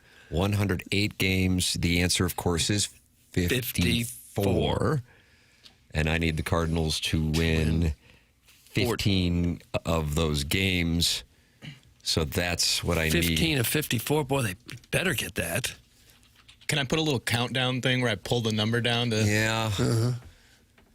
I have never felt this much support from our listening audience to get these final 15 wins for the overbet to cover. Should we make like an Advent calendar? That's not a bad idea. Each time. Lenten calendar? Yeah. Lenten? Advent candles? Is it not? Is it? Oh, no, there's both of them. Okay, all right. That's like around the Christmas season, you have the Advent calendar. Yeah. Ooh, or we can do like in Major League, we'll put like a cardboard cutout of Doug, and each time they win, we'll take a piece of clothes off. Yeah. And then when they win 15, we'll see his pasties. Oh. That'll be exciting. If you can't win 15 out of 54, you could call up a AAA team and win 15 out of 54, I think. Yeah. Hey, we're trying to build this up. Okay, sorry. Yeah. I'm trying to avoid having to do nudity as part of the program. Clip that off. It finna be a Cougar special today at Busch, Doug. That's from the Queen of Hearts custodian. I think that's the case. Why would it be? I would think there'd be a lot of tykes there. Out of school, beautiful weather. So, yeah, I think it'll be a younger crowd today. Looks like it's going to storm tomorrow. I just opened up the... Is it raining all day tomorrow? Yeah, I saw Anthony Slaughter talking about severe weather all tomorrow. Yeah. Oh, is that right? Like all through tomorrow day or tonight? I didn't see the time frame, but like all the way up into Iowa, down, like covering the whole state of Missouri. Looks like starting at 8 a.m. tomorrow. Doug's sweet mother of mercy. I also see a high of 94 Thursday, a week from today. High of 97 a week from tomorrow, and a high of 100 a week from Saturday. Oh, plow me sideways, Bill. Wow. Wow. Doug? Well, what? Do you want me to be part of the plowing?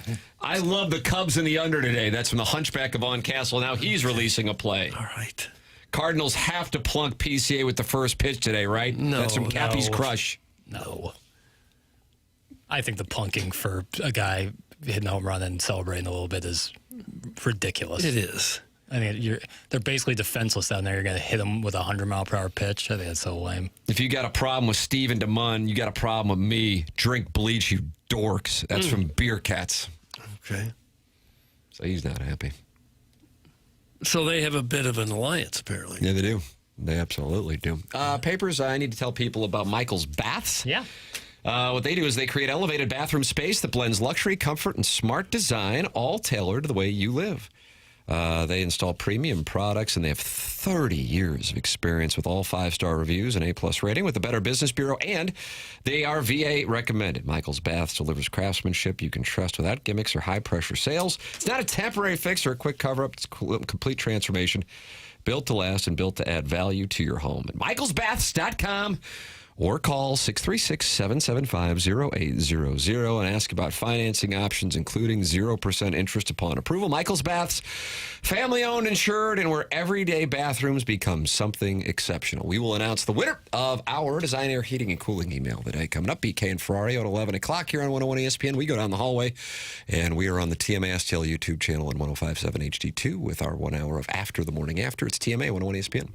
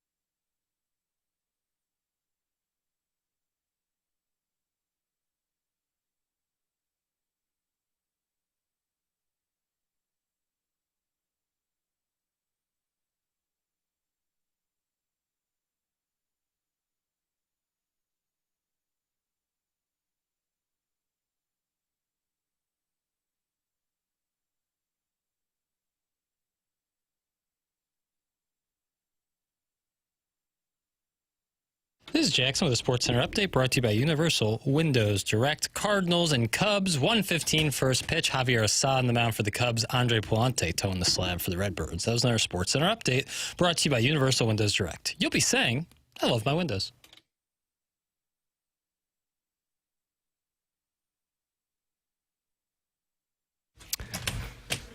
All right, there's a lot going on here, Doug, and I don't know if we have enough time to get to it all, but I'm going to do my best. Okay. Jackson, first off, tell the people who won the Design Air Heating and Cooling email today. Mark from Mark. Well, Mulch and Bra. Yeah, He won again? He is Jordan in the 90s. He's Tiger in the aughts. Who dominated the teens? LeBron? Okay, LeBron in the teens. A little bit of Steph and KD, too. And me in the 20s. That is what you're dealing with Mark's Mulch and Bra Emporium, and it is unbelievable. The overprotective golden girl dad wants a piece of your ass, though, Jackson. What'd I do? First of all, papers. None of our starters throw 100 miles an hour. Secondly, pimped it in the box pretty egregiously. And then again, when he rounded third, he damn near completely stopped. He hit him and tell him, nice one effing hit during the series. That's from the overprotective golden girl dad. You know how you get back to him? You strike him out. That's how you do it. In basketball, if you get dunked on, do you punch the guy in the side or do you go get a bucket on him? It's crazy. It's crazy. There you go. All right. Let's see. Hello. It's almost August. The forecast is predictable. That's from Sharon and Clayton. Okay. Well, we're just remarking about it, how unusually hot it would be if it gets to be 100. That's still pretty remarkable. Beer Cats is headed to the game, and he wants the ladies to know. Infidelity special, perfect weather, and I'm off today. Game on. That's from Beer Cats. I thought he did his hot wifing in Crystal City. Isn't that where he's had the bulk of his success? I don't success? know if it's hot wifing that goes on at these games. Oh. Well, the great one's hot wife wherever they go. Yeah, I guess that's true. And hot wifing again.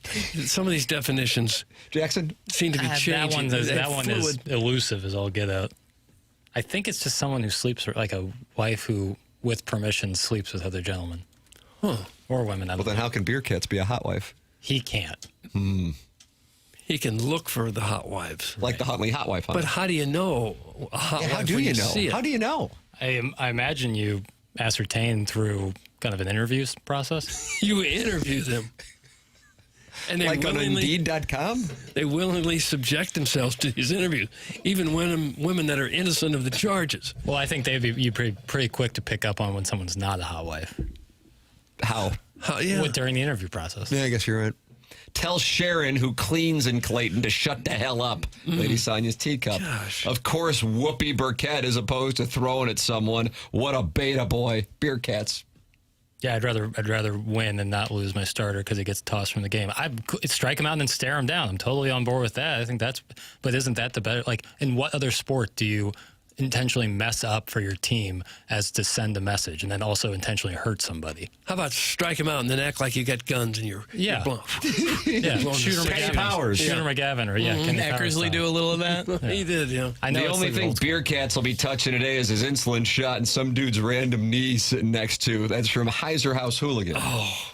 PCA should 1,000% get hit with a 100-mile-an-hour heater today. What a clown take that he shouldn't. Cardinals need a little edge, and that's how you get it. That's from your Arnold Water Tower. Jackson, does that change your mind? Strike him out, stare him down. Totally on board with that. But the idea of throwing at him, getting him on base, then getting a warning, I just find to be dumb. But there were differing schools of thoughts on this.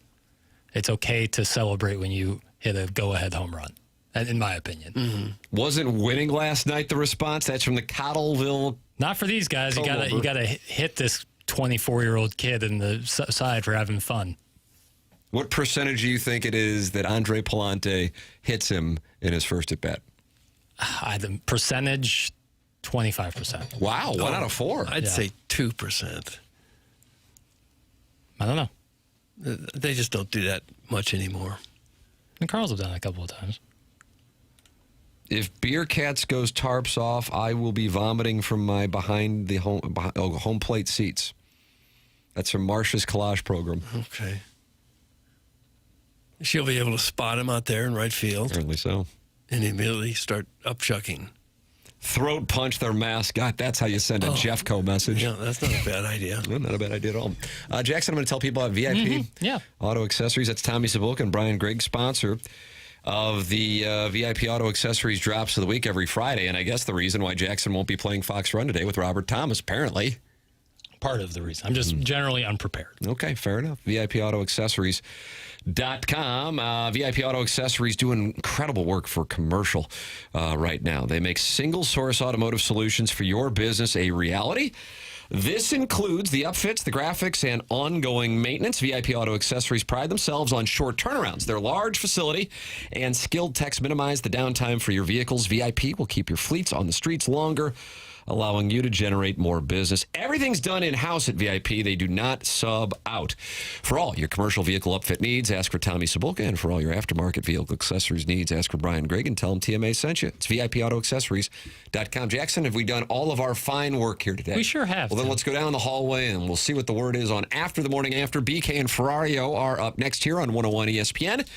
For Jackson, Bennett Burkett, for Chairman Kurt, for Martin Kilcoyne, for my brother Kevin, for Douglas Elvin Vaughn, I'm Tim McKernan. This has been The Morning After, presented to you by Brown and Crouppen from the Stiefel Studios on 101 ESPN and the TMA STL YouTube channel.